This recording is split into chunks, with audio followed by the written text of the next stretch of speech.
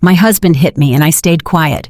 So the next morning I cooked a feast fit for a king, and when he walked into the kitchen, he smiled and said, I had finally learned my place, but he had no idea that the man sitting at the head of our table was not him, but his CEO, Mr. Sterling, and that the eggs Benedict I was serving came with a side of federal prison time. Before we witness Malik's world crumble, hit like and subscribe if you have ever had to stand up to family who underestimated your worth, and let us see how a silenced wife became their worst nightmare. My name is Simone, and at 32 years old, I had mastered the art of being invisible to the world. I was just Malik's trophy wife, the woman who kept his mansion in the hills spotless and his dinner warm, but they did not know that silence is where I do my best work. The morning sun streamed through the floor-to-ceiling windows of our kitchen, illuminating the spread I had prepared: freshly squeezed orange juice, stacks of blueberry pancakes, and perfectly poached eggs. The air smelled of maple syrup and expensive coffee, masking the metallic scent of blood that had been in my mouth just hours before. I stood by the marble island, applying a final layer of concealer to my left cheek. The bruise was blooming, a dark, ugly purple beneath the skin. But my hand was steady, years of hiding. My emotions had made me an expert at masking physical pain. 2. I heard heavy footsteps on the stairs, and my stomach tightened, not with fear, but with anticipation. Malik walked into the kitchen, adjusting the cuffs of his Italian silk shirt. He looked at the table, then at me, and a smug satisfaction settled over his handsome face. "See?" he said, leaning against the doorframe. "That was not so hard, was it?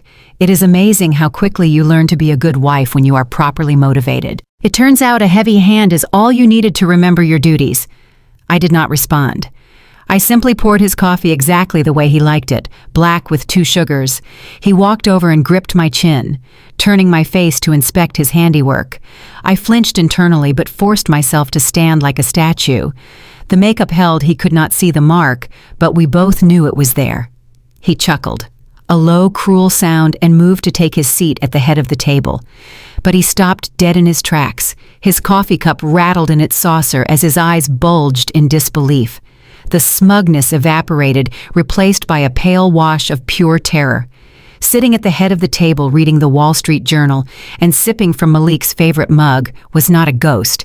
It was Mr. Sterling, the CEO of the multinational corporation where Malik served as sales director, the man who held Malik's career and our entire lifestyle in the palm of his hand. "Good morning, Malik," Mr. Sterling said, folding the newspaper and smiling pleasantly. "Your wife was kind enough to invite me over. She mentioned you had some urgent figures regarding the merger that you wanted to review personally before the board meeting. I must say this breakfast is spectacular. You are a lucky man." Malik stood frozen, his mouth opening and closing like a fish out of water. He looked at Sterling, then at me, his eyes screaming a silent question. "What have you done?" I smiled, the first genuine smile I had worn in years, and pulled out the chair to Mr. Sterling's right. "Darling, sit down. Your eggs are getting cold." To understand why my husband looked like he had seen a ghost, we have to go back 12 hours to the dinner party that started it all. It was supposed to be a celebration of Malik's impending promotion. Our home was filled with the city's elite colleagues, clients, and of course family. Malik was in his element, holding court in the living room, a glass of scotch in one hand and a cigar in the other. He was bragging about the upcoming merger, a $50 million deal that he claimed to have orchestrated single-handedly. I moved through the crowd, playing my role perfectly, filling glasses, making small talk, and ensuring everyone was comfortable. I was the perfect accessory, beautiful, silent, and accommodating. Malik loved to show me off, as long as I did not speak too much. But then he made a mistake. He was explaining the tax implications of the merger to a group of investors, and he got the numbers wrong, not just slightly wrong, but dangerously wrong. He was confusing a Section 338 election with a standard asset purchase, which would have cost the company millions in liabilities. "Excuse me, honey," I said softly, stepping into the circle to refill a guest's drink. "I think you mean the asset purchase allocation. The Section 338 would actually increase the tax burden in this specific fiscal year." The room went quiet for a second. Malik's smile froze. It was a tiny correction, a helpful nudge to save him from looking incompetent in front of investors who actually knew the law. But to Malik, it was an act of war before he could speak his sister-in-law. Brittany laughed. It was that high-pitched, condescending laugh that always set my teeth on edge. Brittany was white, the wife of Malik's younger brother, and she worked in HR at Malik's company. She had always treated me with a unique brand of passive-aggressive racism masquerading as concern. "Oh, Simone," she said, swirling her wine, looking at me with pity. "Honey, you have been a housewife for so long, you probably forgot how the real business world works. Why do you not go check on the roast and let the men handle the math? We do not want you to hurt your pretty little head." The guests laughed a ripple of amusement at my expense. Malik laughed the loudest, squeezing my shoulder hard enough to bruise. "Darling, Brittany is right," he said, his voice dripping with false affection. "Go check the kitchen. The adults are talking." I walked away, my head held high, but my blood was boiling. They saw a housewife who lunched and shopped. They did not know that before I married Malik, I was a senior forensic accountant for one of the top firms in the country. They did not know that I currently worked undercover as the auditor, a freelance nightmare for corrupt executives hired by boards to find stolen money. They thought I was stupid because I was quiet. The party ended at midnight, and as the last guest drove away, the atmosphere in the house shifted instantly. The warmth vanished, replaced by a cold, menacing tension. Malik locked the front door and turned to me. His face was no longer handsome. It was twisted with rage. He did not yell. He was too calculated for that. He grabbed my arm and dragged me into the kitchen, his grip like iron. "You made me look like a fool," he hissed, pushing me against the granite island. "Who gave you permission to speak? Who gave you permission to correct me in my own house?" I tried to explain that I was saving him from a mistake, but he did not want to hear it. He wanted submission. He wanted fear. "Do not ever think you are smarter than me," he said, his voice low and dangerous. "You are nothing without me. You are just a leech living off my success, a useless eater who thinks she has a voice." Then he hit me. It was a backhand, sharp and brutal, catching me across the cheekbone. The force of it sent me crashing to the floor, my head striking the cabinet door. I tasted copper. Stars burst in my vision for a moment. I just lay there on the cold tile, stunned by the escalation. He had been verbally abusive before controlling. Yes, but he had never struck me. Malik stood over me, adjusting his cufflinks, looking down with disgust. "Clean this mess up," he said, kicking my leg lightly. "Get some ice on that face and have breakfast ready by 6. Do not make me tell you twice." He walked out of the kitchen and up the stairs, leaving me bleeding on the floor of the home. I kept perfect for him. I did not cry. I sat up and touched my cheek, feeling the heat rising beneath the skin. The shock faded, replaced by a cold, clinical clarity. He had crossed the line. He had broken the contract of our marriage, and in doing so, he had signed his own warrant. I stood up and went to the sink, washing the blood from my lip. Then I walked past our bedroom, where he was already snoring, and went into the guest room. I locked the door and went into the ensuite bathroom, reaching under the loose tile behind the bathtub. I pulled out my black laptop. This was not the computer Malik monitored. This was my workstation. I sat on the cold bathroom floor and opened the lid. The screen glowed blue, illuminating my swelling face. I was not just a wife scorned, I was a weapon, and Malik had just pulled the trigger. I logged into his company's server, using the credentials I had socially engineered months ago, just in case I navigated through the firewalls, bypassing the security protocols that were laughably simple for someone with my skill set. I started digging. I went through his emails, his expense reports, his private folders. I was looking for the money. Men like Malik always leave a trail. They are too arrogant to hide. They think they are untouchable. I found the tax error he had mentioned at the party, but I found something much worse. I found a folder labeled consulting fees, tens of thousands of dollars flowing out every month to a shell company registered in the Caymans. The invoices were vague, approved by Malik, and countersigned by HR, specifically by Brittany. I cross-referenced the dates every time a payment went out. Malik bought something flashy, a new watch, a car, a trip for his mother. The pieces clicked into place. This was not just incompetence, this was embezzlement, and he was doing it with his sister-in-law. I worked through the night, my fingers flying across the keys, compiling the evidence, taking screenshots, tracing the IP addresses by 4 a.m. I had a dossier that would put them both away for a decade, but I needed a delivery system. I needed someone who would believe me instantly, someone who could not be charmed by Malik's smile. I found Mr. Sterling's private email address. I composed a message attaching a teaser of the evidence just enough to scare him, but not enough to show my full hand. The subject line read, "Urgent merger, irregularities. Malik requests your presence." I wrote that Malik had discovered a discrepancy and was too loyal to send it over the server, fearing leaks, so he wanted to brief Sterling personally over breakfast at our home. It was a gamble. Sterling was a busy man, but he was also paranoid about this merger. He replied in 10 minutes, "I will be there at 7 a.m. I closed the laptop and hit it again. Then I went to the kitchen and started cooking the eggs. Benedict, the pancakes, the bacon I cooked, with the precision of a surgeon, every chop of the knife a promise of retribution. I was not cooking breakfast. I was preparing the last meal of a condemned man. Back in the present. Malik sat down slowly, his eyes darting between me and Sterling. He was trapped. If he kicked Sterling out, he would look suspicious if he stayed. He had to play the role of the devoted, brilliant executive, but he had no idea why Sterling was here.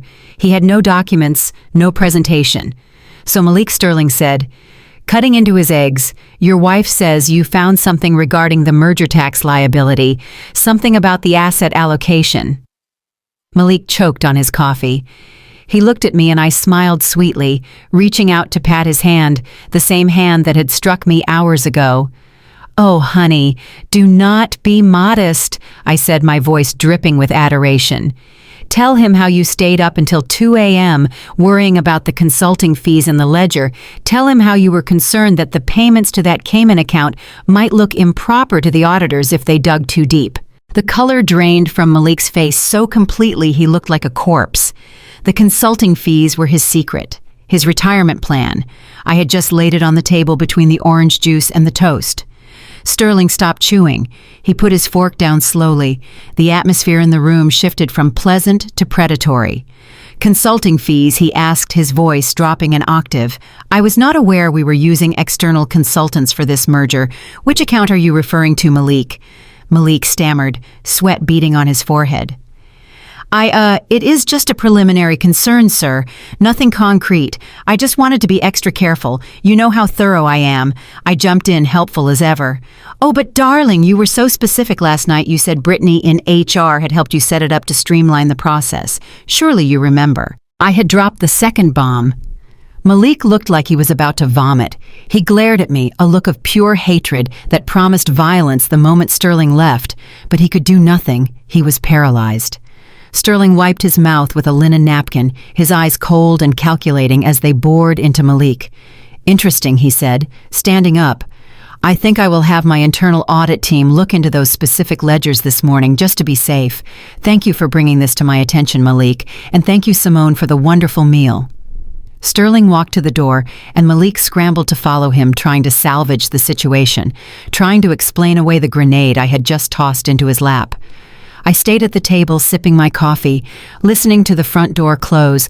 Malik stormed back into the kitchen, his face purple with rage. He marched toward me, his fists clenched, veins bulging in his neck. "You stupid witch," he screamed, raising his hand again. "You have no idea what you just did. I am going to kill you." I did not flinch. This time, I did not cower. I simply picked up my phone and turned the screen toward him. It was an email draft addressed to Sterling's personal account. Attached was the full dossier, the bank transfers, the IP logs, the chat logs between him and Brittany proving the affair and the theft. I hit send. I said, my voice calm and steady. The subject line says, "In case of emergency." I just sent a follow-up text to Sterling, telling him that if anything happens to me, if I have so much as a paper cut, he should open that email immediately. Malik froze his hand, hovering in the air, his chest heaving. He looked at the phone, then at my face, realizing for the first time that he was not looking at a victim. He was looking at his executioner. You have 24 hours, I said, standing up and smoothing my skirt. Sterling invited us to the company gala tonight. I suggest you treat me like a queen, because right now I am the only thing standing between you and a federal indictment. Now clear the table, I have work to do. I walked out of the kitchen, leaving him standing amidst the ruins of his perfect morning. The game had begun, and Malik did not even know the rules yet, but he was about to learn that the woman he hit last night was not just his wife. She was the one person who knew exactly where all the bodies were buried, because she was the one who kept the shovel. The drive to my mother-in-law Beatrice's estate was always a journey into the heart of darkness, disguised as a pristine gated community in the suburbs. The iron gates swung open with a mechanical groan that sounded like a warning, and as I drove up the winding driveway lined with manicured hedges, I could feel the familiar knot of anxiety tightening in my stomach. Malik had called ahead, of course. I knew his tactics. He had spun a narrative before I even put the car in park. In his version of the morning events, I was hysterical, delusional, perhaps even chemically imbalanced.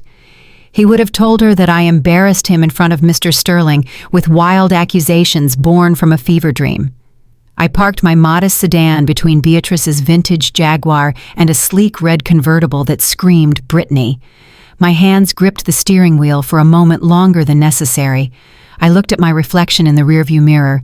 The makeup I had applied to cover the bruise on my cheek was holding up, but my eyes looked tired. Not weak, just tired. I took a deep breath, inhaling the scent of expensive fertilizer and old money that permeated the air here, and stepped out of the car. I was walking into the lion's den armed only with my silence and the secret knowledge that could burn their entire world to the ground. The maid let me in without a word, her eyes averted. Even the help knew the hierarchy in this house, and I was at the very bottom.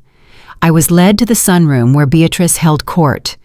The room was suffocatingly floral, filled with antique furniture that looked too fragile to sit on, and the smell of lavender potpourri that was strong enough to make your eyes water. Beatrice sat on her floral brocade sofa like a queen on a throne holding a porcelain teacup with a pinky extended. She did not stand to greet me. She did not smile. She simply pointed to the stiff-backed wooden chair opposite her, the interrogation chair. It was positioned so the afternoon sun hit me directly in the eyes, a classic intimidation tactic. Sitting on the chaise lounge to her right was Brittany, my sister-in-law. She was wearing a white tennis outfit that cost more than my first car, looking every inch the privileged woman who had never been told no in her life. "Sit down, Simone," Beatrice said, her voice sharp enough to cut glass. "We need to have a talk about your behavior." I sat keeping my posture straight, my hands folded in my lap. I declined the tea that was offered, knowing it would be lukewarm and bitter, just like the woman serving it. Malik called me. Beatrice began placing her cup down with a sharp clatter that echoed in the silence. He was distraught, absolutely distraught. "He tells me you made quite a scene this morning. He tells me you babbled some nonsense to Mr. Sterling about finances, about accounts you could not possibly understand." I remained silent, watching her. This was the gaslighting. This was where they tried to make me question my own reality. "You are a lucky woman," Simone Beatrice continued, her eyes narrowing. "My son pulled you out of whatever mediocrity you came from. He gave you a home. He gave you a life most women would kill for. And how do you repay him? By humiliating him in his own kitchen. By biting the hand that feeds you." "I am not sure what Malik told you." I started to say, keeping my voice soft, but Beatrice cut me off with a wave of her hand. "Do not interrupt me. I do not care what you think happened. I care about the reputation of this family. A woman who cannot keep her mouth shut is a liability, Simone. You are acting like a child, making up stories to get attention because you feel neglected. It is pathetic. Malik is a busy man. He is a director. He carries the weight of that company on his shoulders, and instead of supporting him, you are trying to sabotage him with these delusions." She leaned forward, her face contorted with a mix of pity and disgust. "You know there are places for people who lose touch with reality. Malik is worried about your mental state. He thinks you might need help. Professional help. And frankly, after what he told me today, I agree. You are sounding paranoid, Simone. Obsessive. It is unbecoming. I looked at Brittany, expecting her to defend me or at least look uncomfortable. After all, she had been at the party. She had seen the tension. But Brittany just swirled the ice in her glass of lemonade, looking bored. "Mom is right, Simone," Brittany said, her voice dripping with a sweetness that made my skin crawl. "Malik is a saint for putting up with your moods. Everyone at the company knows how hard he works. He is literally carrying the sales team. The least you could do is make his home life peaceful." She took a sip of her drink, leaving a perfect rim of pink lipstick on the glass.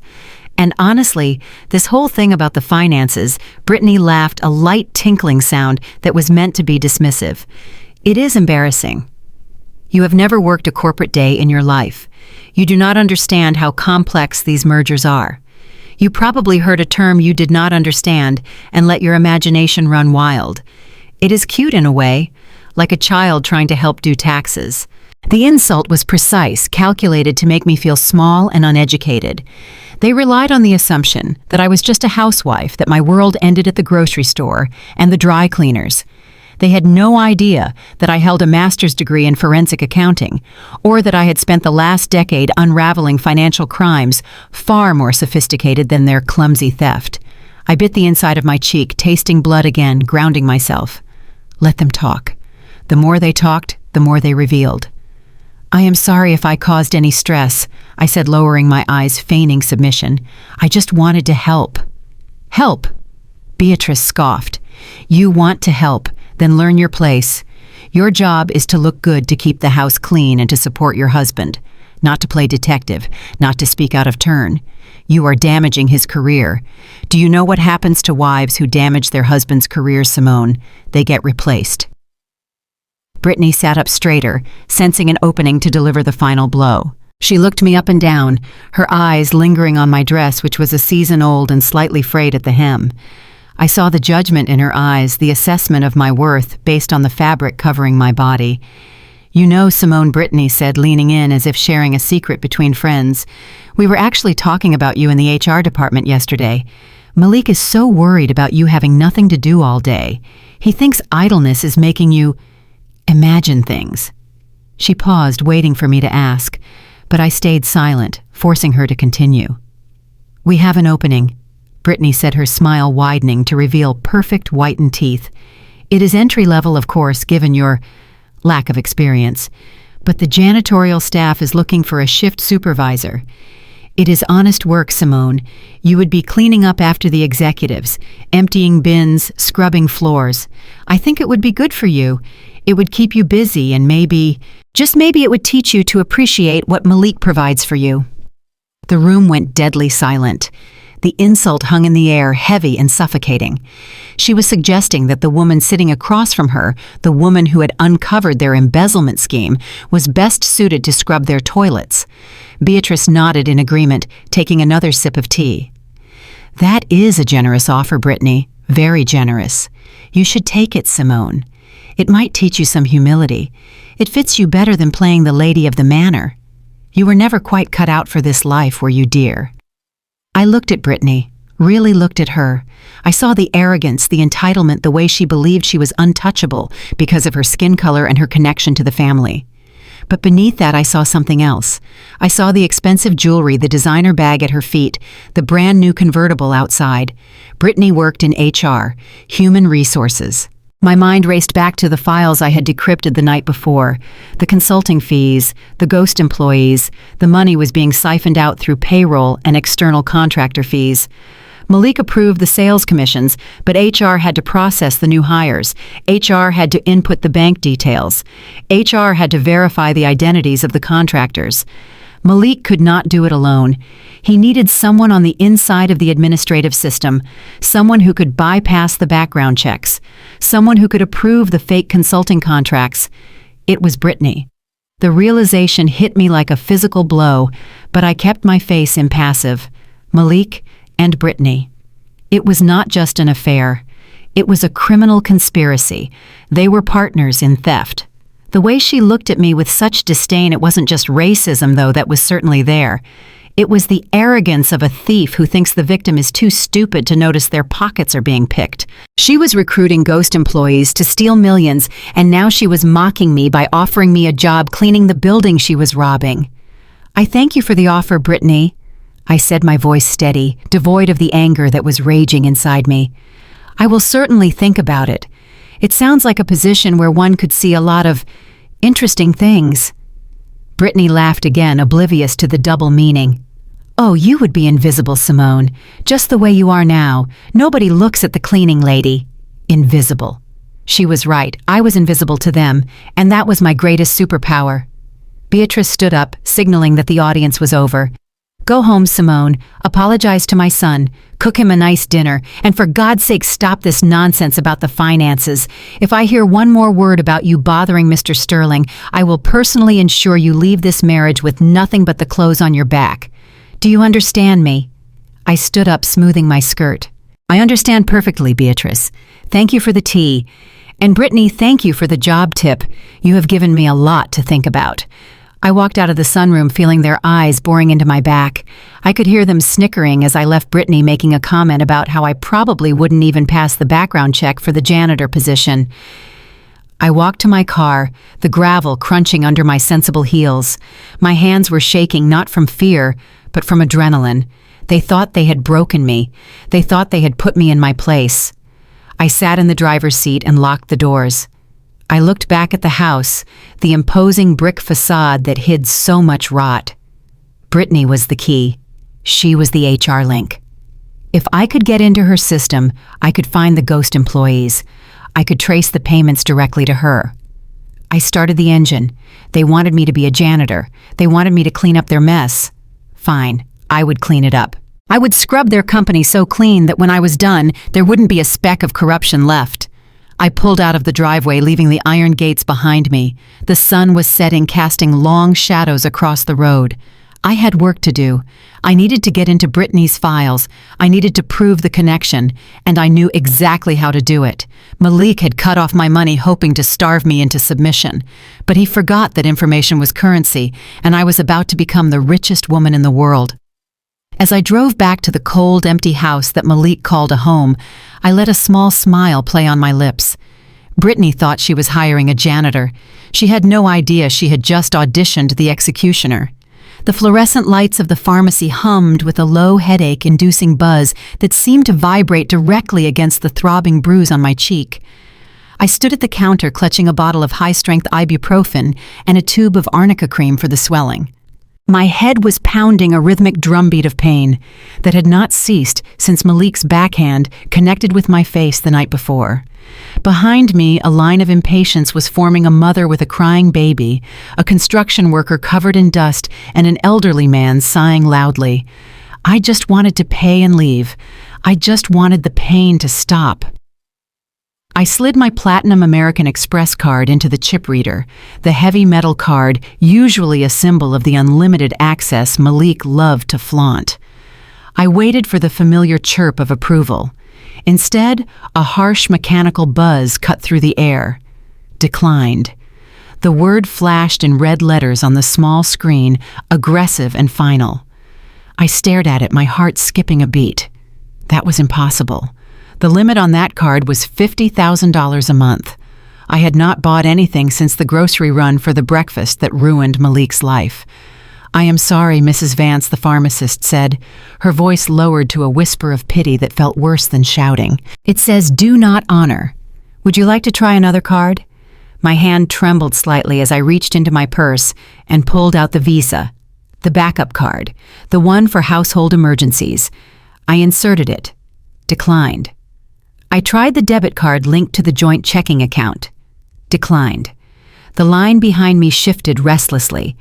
The pharmacist looked at me, and then down at the register, her eyes avoiding mine. I knew that look. It was the look people gave to women whose husbands controlled the purse strings, the look of understanding that I was a pet whose owner had tightened the leash. "There is a note on the account, Mrs. Vance," she whispered, leaning over the counter so the people behind me would not hear. "It says reported, lost, or stolen by the primary account holder. All cards have been frozen pending investigation. I felt the blood drain from my face, not from embarrassment, though the heat rising in my neck was undeniable, but from the cold realization of Malik's strategy. This was not an error. This was a siege. He had not just cut me off, he had nuked my financial existence. He knew I needed medicine. He knew I needed gas for the car. He wanted me stranded in pain and begging. I do not have any cash on me. I said, my voice sounding hollow and foreign to my own ears. I will have to leave them. I pushed the medicine back across the counter, the bottle of pills that promised relief now just out of reach. I turned around and walked past the line of staring strangers, my head held high, despite the shame burning through my veins. I could feel their eyes on my back, assessing my designer clothes, and my empty hands wondering what kind of woman drives a Mercedes, but cannot afford $20 for aspirin. I sat in my car in the parking lot, gripping the steering wheel until my knuckles turned white. The pain in my cheek flared a sharp reminder of my reality. This was economic warfare. It is the oldest trick in the abuser's handbook. Isolate the victim, remove their resources, make them dependent on you for the very air they breathe. Malik thought that by cutting off the money, he was cutting off my power. He thought that without his credit cards, I was just a helpless housewife who would come crawling back for scraps. He forgot one thing. I was a forensic accountant. I did not need his credit cards. I knew where the real money was buried. But for now, I had to play the role. I had to let him think he was winning. I drove back to the mansion, the gaslight on the dashboard flickering on as I pulled into the driveway. Another calculated move. He probably siphoned the tank while I was asleep, or tracked the mileage knowing I would run out soon. I parked the car and walked into the silent house.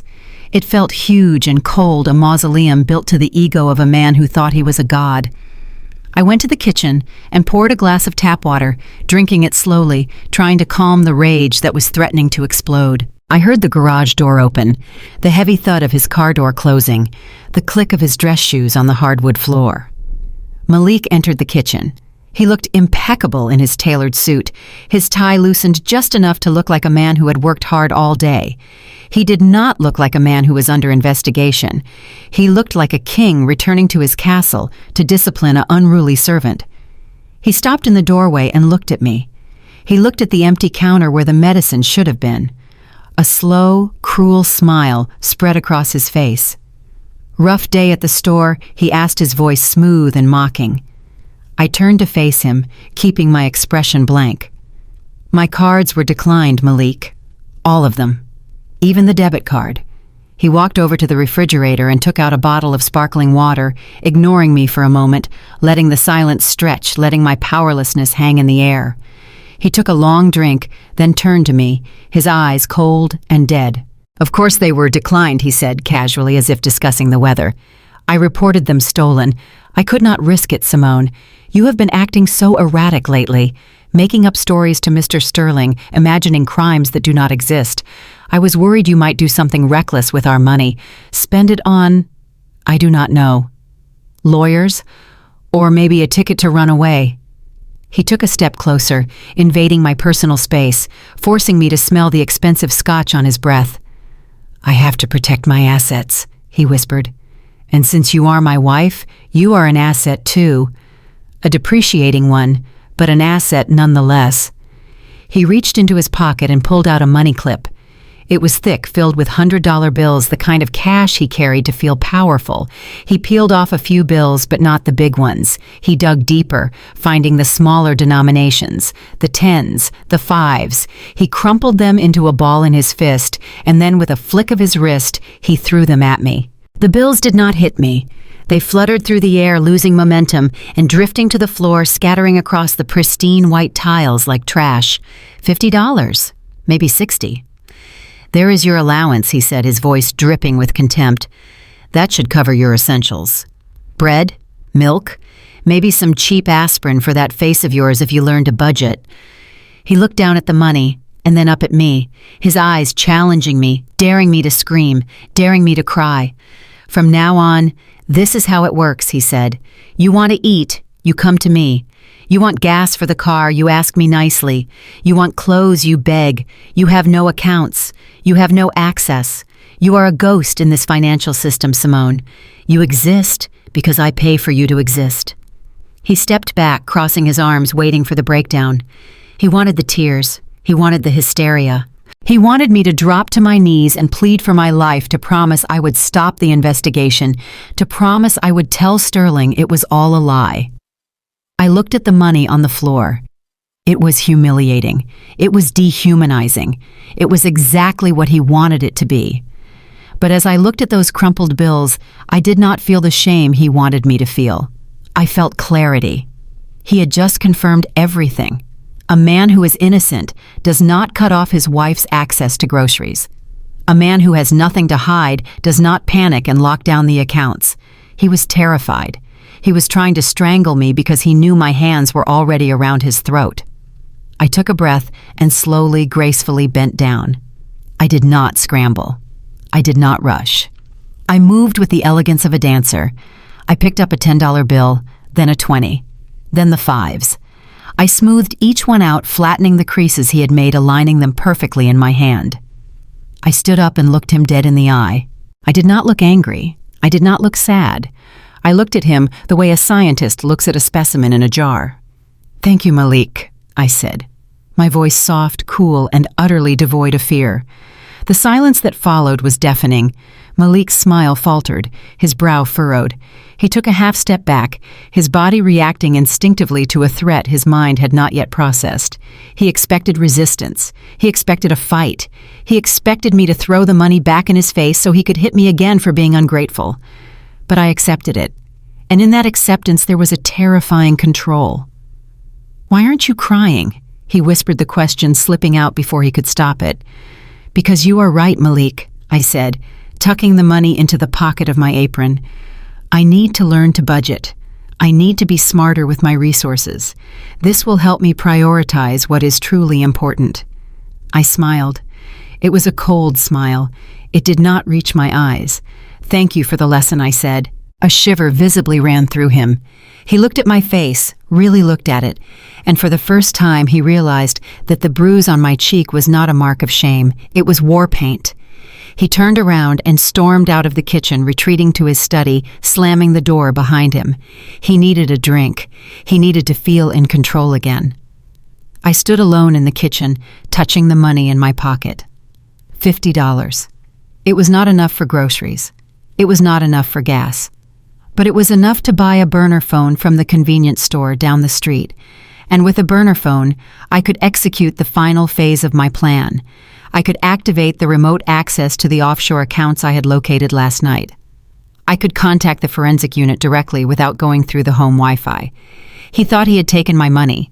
He had no idea that I had already redirected the dividends from his shell company into a secure holding trust in my maiden name. He threw $50 on the floor. I was about to throw his entire life into the incinerator.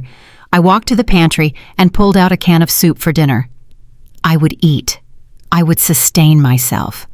Because tomorrow, I had a gala to attend. And I needed my strength to watch him die inside. The house was silent, a heavy, suffocating silence that pressed against my eardrums. It was 2 a.m, the witching hour for secrets. Upstairs in the master bedroom, Malik was passed out the expensive scotch he had consumed to drown his paranoia doing its work. I could hear the faint rhythmic rumble of his snoring through the ceiling vents, a sound that used to comfort me, but now just sounded like the growl of a sleeping beast. I sat in the guest room darkness, the only light coming from the street lamps, filtering through the sheer curtains, casting long prison bar shadows across the floor. I was not Simone, the battered wife, right now. I was not the woman who had picked up $50 from the floor with a thank you. I was the auditor. In my previous life, before I became Mrs. Vance, I was the person corporations called when the numbers did not add up. I hunted white-collar criminals for sport. I could trace a fraction of a cent across 3 continents. Malik thought he had married a trophy. He had actually married a surveillance system. I reached into the bottom of my jewelry box, bypassing the diamond earrings he gave me as apology gifts, and pulled out a small silver USB drive. It looked like a standard flash drive, something you might keep family photos on.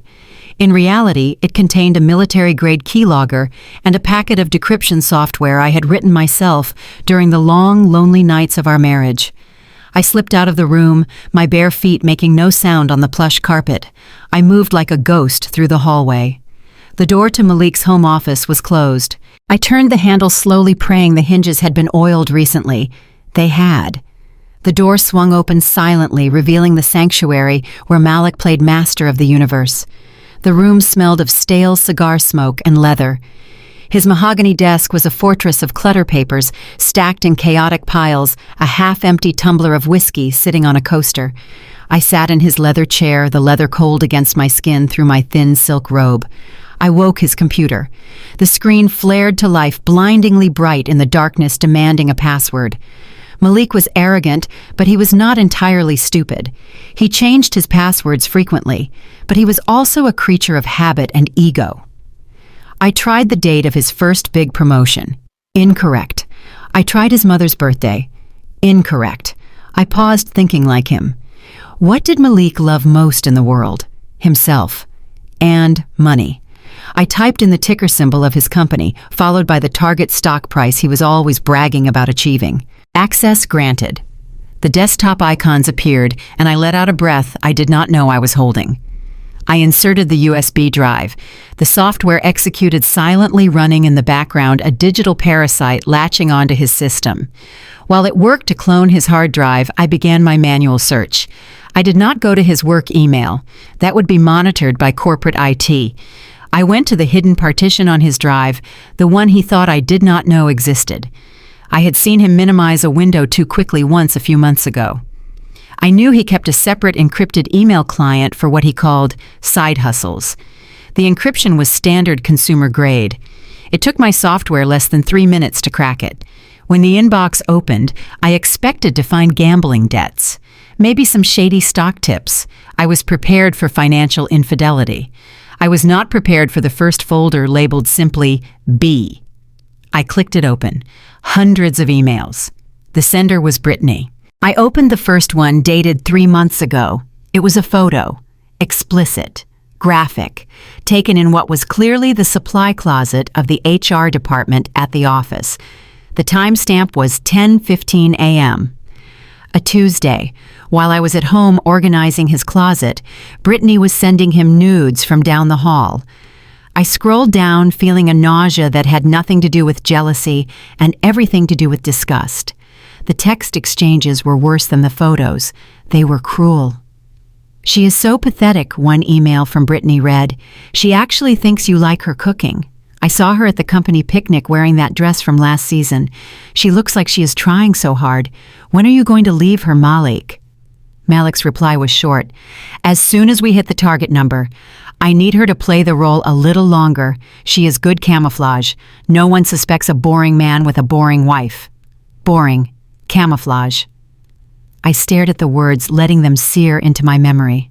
They were mocking me while using me as a shield. But as I read through the filth, I noticed something else. Interspersed with the sexting and the insults were attachments, spreadsheets, PDF invoices, employee onboarding forms.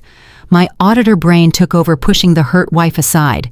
Why was the head of HR sending onboarding forms to the director of sales? That was not standard protocol. Sales directors do not process new hires. I opened one of the forms. Employee name Marcus Thorne. Position regional sales consultant. Salary $150,000 plus commission. I frowned. I knew Malik's team. I knew every name because I sent them Christmas cards every year. There was no Marcus Thorne. I opened another form. Sarah Jenkins, external contractor, $80,000 retainer. I opened another, and another. 5 names, 5 consultants and sales reps that I had never heard of. I switched windows and pulled up the payroll ledger Brittany had attached to an email from last week. The subject line was, "The Harvest." I traced the payments. Every 2 weeks, these 5 people received direct deposits, standard procedure. But then I looked at the routing numbers. They were not going to 5 different banks. They were going to 5 different shell accounts at the same domestic bank, which then immediately auto-transferred the funds to a single offshore entity. Blue Ocean Holdings, registered in the Cayman Islands. I cross-referenced the metadata on the employee files. The author of the documents was Brittany. The approval signature was Malik. It was elegant in its simplicity. Brittany used her power as HR to create employees who did not exist. She bypassed the background checks because she was the one who conducted them. She entered them into the system. Then, Malik used his power as sales director to approve their commissions and bonuses for sales that never happened or were reassigned from real junior salespeople. They were bleeding the company dry from both ends. HR created the ghosts. Sales fed them the money. I pulled up the calculator app. I summed up the salaries, the retainers, the fake commissions over the last 18 months. My finger hovered over the enter key. I pressed it. $3.2 million. I sat back in the chair, the leather creaking softly. $3.2 million. That was why Malik was so paranoid. That was why he was so desperate to hide the finances. That was why he hit me when I corrected him about the tax laws. He was terrified that if anyone looked too closely at his department, they would see the holes. He was not just an abuser, he was a thief, and not a petty thief. This was grand larceny. This was federal prison time. This was the kind of money that ruins lives. And the money in the Caymans. I checked the beneficiary of Blue Ocean Holdings. It was a blind trust. But I dug into the setup documents attached to an email from a year ago. The trust was controlled by two signatories, M. Vance and B. Miller, Malik and Brittany. They were building a nest egg. They were stealing from Mr. Sterling, stealing from the shareholders, and planning to run away together with $3 million while leaving me in the wreckage. I looked at the screen, the blue light reflecting in my eyes. The pain in my cheek seemed to vanish, replaced by a cold, hard knot of triumph. I had them.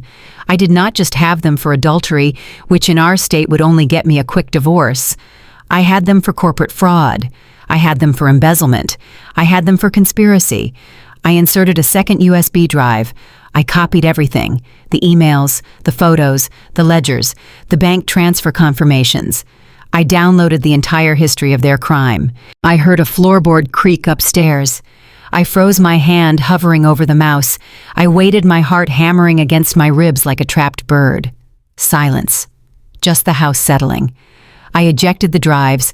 I shut down the windows one by one, erasing the recent document history, clearing the cache, wiping my digital fingerprints. I left the keylogger running deep in the system kernel, invisible to anyone but an expert. I stood up and smoothed my silk robe. I looked around the office one last time, ensuring nothing was out of place. The coaster was exactly where it had been. The chair was pushed back to the same angle. I walked back to the guest room, the silver USB drives burning a hole in my pocket. They felt heavy, warmer than they should be. They were the weight of a loaded gun. I lay down on the bed, but I knew I would not sleep.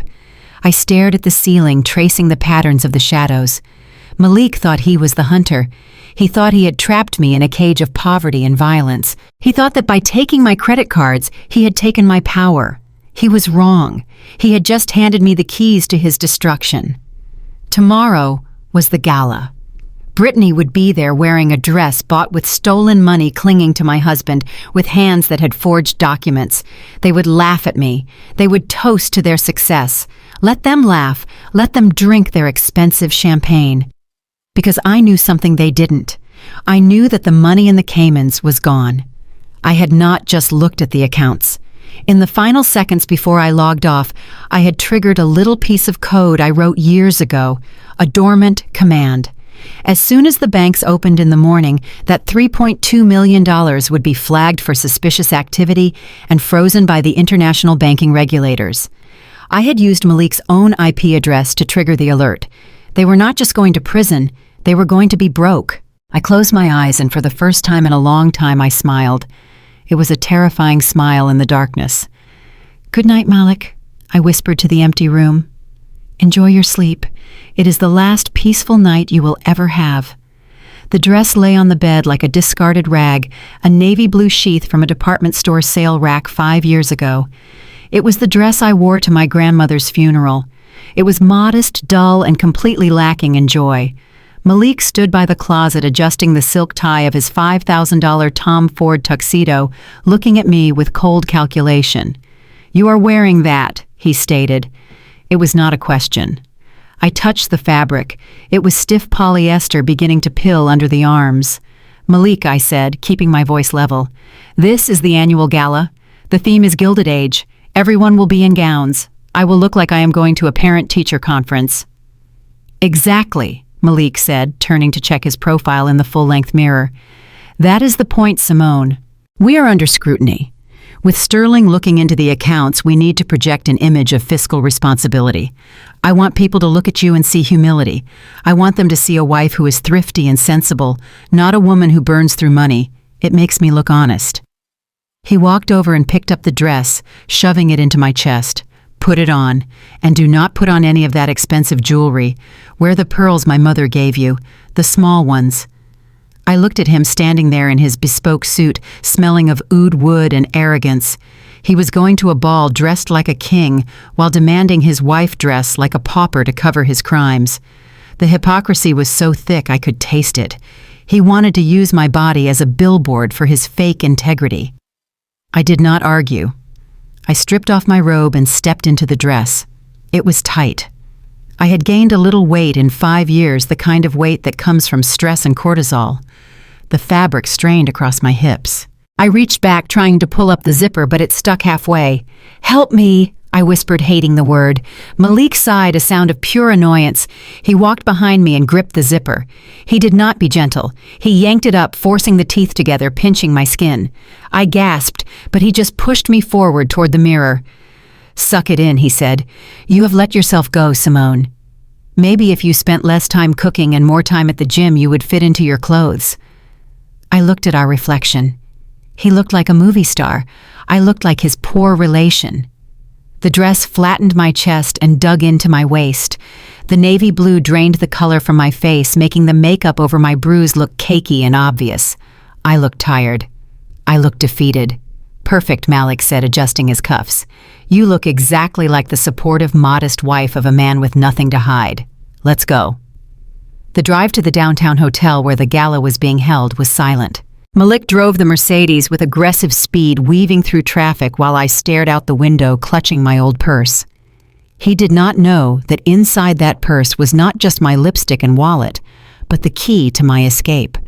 I had arranged for a courier to drop a garment bag in the hotel's bridal suite bathroom hours ago. I had paid the concierge $500 from my secret stash to ensure the door was unlocked. This navy dress was a costume. It was the chrysalis before the butterfly. But for now, I had to endure the cocoon. We pulled up to the valet. The entrance was awash in lights. Photographers lined the red carpet, their flashes popping like lightning. Malik stepped out, buttoning his jacket, putting on his public face, the charming, successful sales director. He walked around to my side, but he did not open the door for me. He waited for the valet to do it, tapping his foot impatiently. When I stepped out, I felt the night air hit my skin. I felt small. I walked beside him, but he did not offer his arm. He walked a pace ahead of me, distancing himself as if my outfit was contagious. We entered the ballroom. It was breathtaking. Chandeliers the size of small cars hung from the ceiling, dripping with crystals. The room was filled with the city's elite. The women were in floor-length gowns of silk and velvet, shimmering in gold, silver, and emerald. The air smelled of expensive perfume and fresh lilies. I felt every eye turn toward us, or rather, toward Malik. People waved and smiled, drawn to his charisma. But as their gazes shifted to me, the smiles faltered. I saw the confusion. I saw the judgment. I was a dark smudge in a room full of light. Then the crowd parted. A hush fell over the group standing near the champagne tower. Brittany made her entrance. If I was the picture of austerity, Brittany was the embodiment of excess. She was wearing a red dress, not just red, but a violent, screaming crimson that demanded attention. It was a designer piece. I recognized it from the runway shows in Milan. It was silk cut low in the front and back, clinging to her body like a second skin. It trailed behind her on the floor, a pool of blood-red fabric. She was wearing diamonds. Not small pearls. She was wearing a necklace that glittered under the light stones that were far too large for an HR manager's salary. She spotted us, and a slow, predatory smile spread across her face. She glided toward us, her movements fluid and confident. She did not look at her husband Malik's brother, who was trailing behind her like a lost puppy. She looked straight at Malik. Malik, she purred, reaching out to take his hands, ignoring social protocol. "You look dashing." Malik's eyes devoured her. He looked at her with a hunger he had not shown me in years. "You look stunning, Brittany," he said, his voice dropping to a register that was intimate and inappropriate. "That color is dangerous." Then Brittany turned her gaze to me. Her eyes raked over my navy dress, pausing on the tight waist and the pilling fabric. She did not say anything mean. She did not have to. Her pity was weaponized. "Oh, Simone," she said, tilting her head, "you decided to go vintage. How brave." "I always admire how you simply do not care what people think. It must be so freeing to just give up on trends." She reached out and smoothed a non-existent wrinkle on my shoulder, her touch lingering just a second too long. "But really, honey," she whispered loud enough for the circle of people around us to hear, "did you not check the dress code? It is black tie, not business casual. You look like you are here to serve the drinks." A few people chuckled. Malik did not defend me. He joined in the laughter, a low rumble in his chest. "She likes to be comfortable," Malik said, shrugging. "You know, Simone, she is not built for high fashion like you are, Brittany." The betrayal cut deeper than the insult. He was publicly comparing us and declaring me the loser. He was standing next to his mistress, praising her stolen beauty, while mocking his wife's forced humility. Brittany hooked her arm through Malik's. "Well, since I am dressed for the photographers, and Simone is dressed for, well, the back office, why do not we take a few photos together, Malik? For the company newsletter, the director and the head of HR. It makes sense." She pulled him toward the photo wall, and he went willingly. He left me standing there alone in the middle of the ballroom floor. I watched them pose. Brittany pressed her body against his, her red dress clashing violently with the black and white elegance of the room. They looked like a power couple. They looked like they owned the world. They looked like thieves celebrating a heist. I stepped back, retreating into the shadows near a large potted palm. I became part of the scenery just as they wanted. From my vantage point, I could hear the whispers of the other wives, the women who spent their days lunching and judging. "Did you see her?" One woman whispered behind her fan. "Poor thing. She looks like she has aged 10 years. I heard Malik makes her shop at discount stores." Another replied, "He says it is about values, but look at him. He is wearing a fortune. And look at his sister-in-law. That necklace alone costs more than my car. I think he is leaving her." A third voice chimed in. "You can see it." He does not even look at her. He is all over Brittany. It is shameful, really, leaving his wife for her. But honestly, can you blame him? Simone has just let herself go. She has no spark, no ambition. She is just a placeholder. I stood there letting the words wash over me. Placeholder, no ambition, let herself go. They saw a woman defeated. They saw a wife who had lost. They did not see the fire burning in my gut. They did not see the calculations running through my mind. They were right about one thing. I was a placeholder. I was holding the place for the woman who was about to burn this entire party to the ground. I looked at Malik and Brittany laughing for the cameras, the flashbulbs exploding like fireworks. They thought they were the stars of the show. I checked my watch. It was time. The navy dress had done its job. It had made me invisible. It had made them underestimate me. It had confirmed to everyone in the room that I was nothing more than a victim. Now it was time to show them the executioner. I turned away from the bright lights and the laughter. I walked toward the back of the ballroom, toward the service corridor that led to the elevators. I kept my head down, clutching my purse. To anyone watching, I looked like a woman fleeing in shame. I looked like a wife running away to cry in the bathroom. I was not running away. I was running toward my transformation. As I stepped into the empty elevator and pressed the button for the bridal suite floor, I caught a glimpse of myself in the mirrored walls. The navy dress looked sad and frumpy. The bruise on my cheek throbbed. I took a deep breath. "Goodbye, Simone the victim," I whispered to my reflection. The doors closed, sealing me in. When they opened again, the woman who stepped out would not be the one Malik Vance thought he controlled. She would be the one who ended him.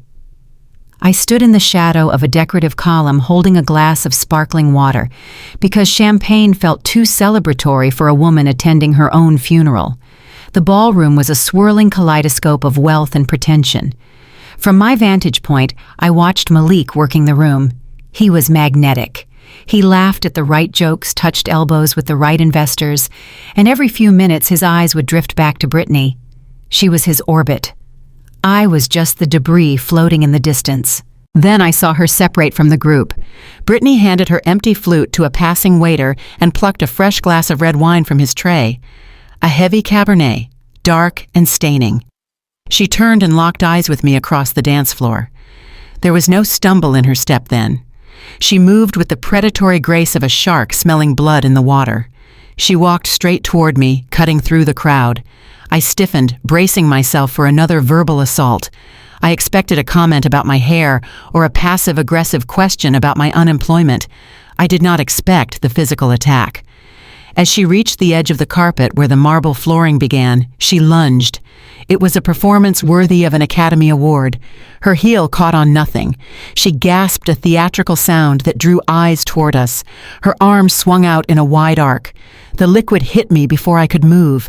It was cold and shocking. The dark red wine splashed across the front of my navy dress, soaking instantly into the cheap polyester. It ran down my chest, pooling at my waist, dripping onto my sensible shoes. It looked like a gunshot wound. It looked like I was bleeding out right there in the middle of the gala. The glass shattered on the floor, a sharp punctuation mark to the scene. Silence rippled outward from us. The music seemed to fade. Conversations stopped. Every head turned to look at the sales director's wife standing dripping wet and humiliated. Brittany righted herself instantly. She did not look horrified. She did not reach for a napkin. She brought her hand to her mouth and let out a laugh that was sharp and breathless.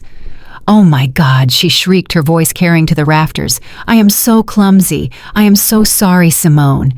But her eyes were dancing. There was no apology in them, only triumph. She looked at the stain spreading across my torso and smiled a tight, cruel little smile. But honestly, she continued lowering her hand and tilting her head. "It is probably for the best. That dress was practically falling apart anyway. Now you have an excuse to throw it out." She leaned in closer, the scent of expensive perfume and alcohol washing over me. "You know," she whispered loud enough for the nearby circle to hear, "with that stain and that cut, you look exactly like the help. I almost handed you my empty glass. You look like a maid who got lost on her way to the kitchen." The humiliation was a physical weight pressing down on my chest. I felt the heat rising in my cheeks. I heard the titters of laughter from the crowd. They were not laughing at the accident. They were laughing at the truth of her words. In this room of peacocks, I was the ugly duckling, and now I was a dirty one too. I opened my mouth to speak, to defend myself, to slap the smile off her face. But a hand clamped onto my upper arm, a grip like a vice, fingers digging into my bicep hard enough to leave fresh bruises. Malik was there. For a split second, a foolish, childish part of me thought he was there to protect me. I thought he would yell at Brittany. I thought he would take off his tuxedo jacket and wrap it around my shoulders to cover the stain like a husband in a romance movie. He pulled me close, jerking me off balance.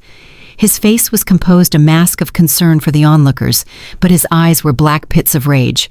He leaned down, his lips brushing my ear. To the room, it looked like an intimate whisper of comfort. "You clumsy cow," he hissed. My heart shattered. The final shard of hope that I held for this marriage dissolved into dust. "You are embarrassing me," he whispered, his voice trembling with suppressed fury. "Look at you. You are a mess. You are ruining the aesthetic. Mr. Sterling is watching. The board is watching. And you are standing here looking like a wet dog." He tightened his grip, twisting the skin. "Get out of my sight," he commanded. "Go to the restrooms. Lock yourself in a stall. Do not come out until the valet brings the car around at the end of the night. I do not want anyone to see your face again tonight. You are dismissed." He shoved me. Not hard enough to knock me down, but hard enough to make me stumble back. Then he straightened up and turned to the crowd, his face transforming instantly into a mask of apologetic charm. "So sorry, everyone," he announced, raising his hands. "Just a little accident. My wife is going to get cleaned up. Please enjoy the party." He turned to Brittany, and his hand lingered on her back, a gentle caress, completely different from the violence he had just inflicted on me. "Are you all right, Brittany?" he asked loudly. "Did it get on your dress?" I stood there for one heartbeat longer. I looked at my husband fawning over his mistress while I dripped wine onto the marble floor. I looked at Brittany preening under his attention. The shame that had been burning me suddenly turned cold. It froze into a block of ice in my chest. He told me to go to the bathroom. He told me to hide. He told me to disappear. I would go to the bathroom, but I would not hide. And when I came out, I would be impossible to miss. I turned and walked away. I did not run. I walked with a steady, rhythmic pace. The wine, cold and sticky against my skin, felt like a baptism. The old Simone, the wife, who begged for scraps, the woman who wore the old dress, was dissolving. I reached the service corridor and pushed through the heavy double doors. The noise of the party cut off instantly. I was alone in the quiet hallway. I walked to the elevator banks. I did not press the button for the lobby restrooms. I pressed the button for the penthouse floor, the bridal suite. Malik had given me an order. He wanted me to change. I would change all right. I would change into the person who was about to end his life. I watched the numbers climb on the elevator display. Floor 10, floor 20, floor 30. With every floor, the anticipation built. The fear was gone. The sadness was gone. There was only the mission. The elevator chimed. The doors slid open. I stepped out into the plush hallway. I walked to the end of the hall to suite 305. I reached into my bra and pulled out the key card I had bribed the concierge for. The light turned green. I pushed the door open. Inside, lying on the king-sized bed, was a garment bag. Beside it, a velvet jewelry case. I closed the door behind me and locked it. I stripped off the wine-soaked navy dress and let it fall to the floor in a wet heap. I stepped over it. I did not look back. I walked toward the garment bag. It was time to suit up. The maid was gone. The executioner had arrived. I locked the heavy oak door of the suite behind me, and the silence that followed was heavy with purpose. I did not collapse onto the bed. I did not weep into the pillows. I walked straight to the window, looking down at the city lights, and pulled the burner phone from my purse. My hands were steady as granite. I dialed a number that Malik did not know existed, a number that connected directly to a woman named Sarah, my executive assistant, who had been running my shadow operations for 3 years. Sarah picked up on the first ring. "We are green," I said, my voice devoid of emotion. "Bring package number 1 to the ballroom service entrance. Assemble the team. We go in 10 minutes. "Understood," came the crisp reply. "The audit board is already on site." I hung up and threw the phone onto the bed. Then I turned to the mirror. The woman staring back at me looked pathetic. Her hair was frizzy from the humidity, her eyes were wide with feigned fear, and her cheap navy dress was stained with the red wine of humiliation. It was time to kill her. I walked into the bathroom and turned on the tap, letting the water run cold. I took a washcloth and began to scrub.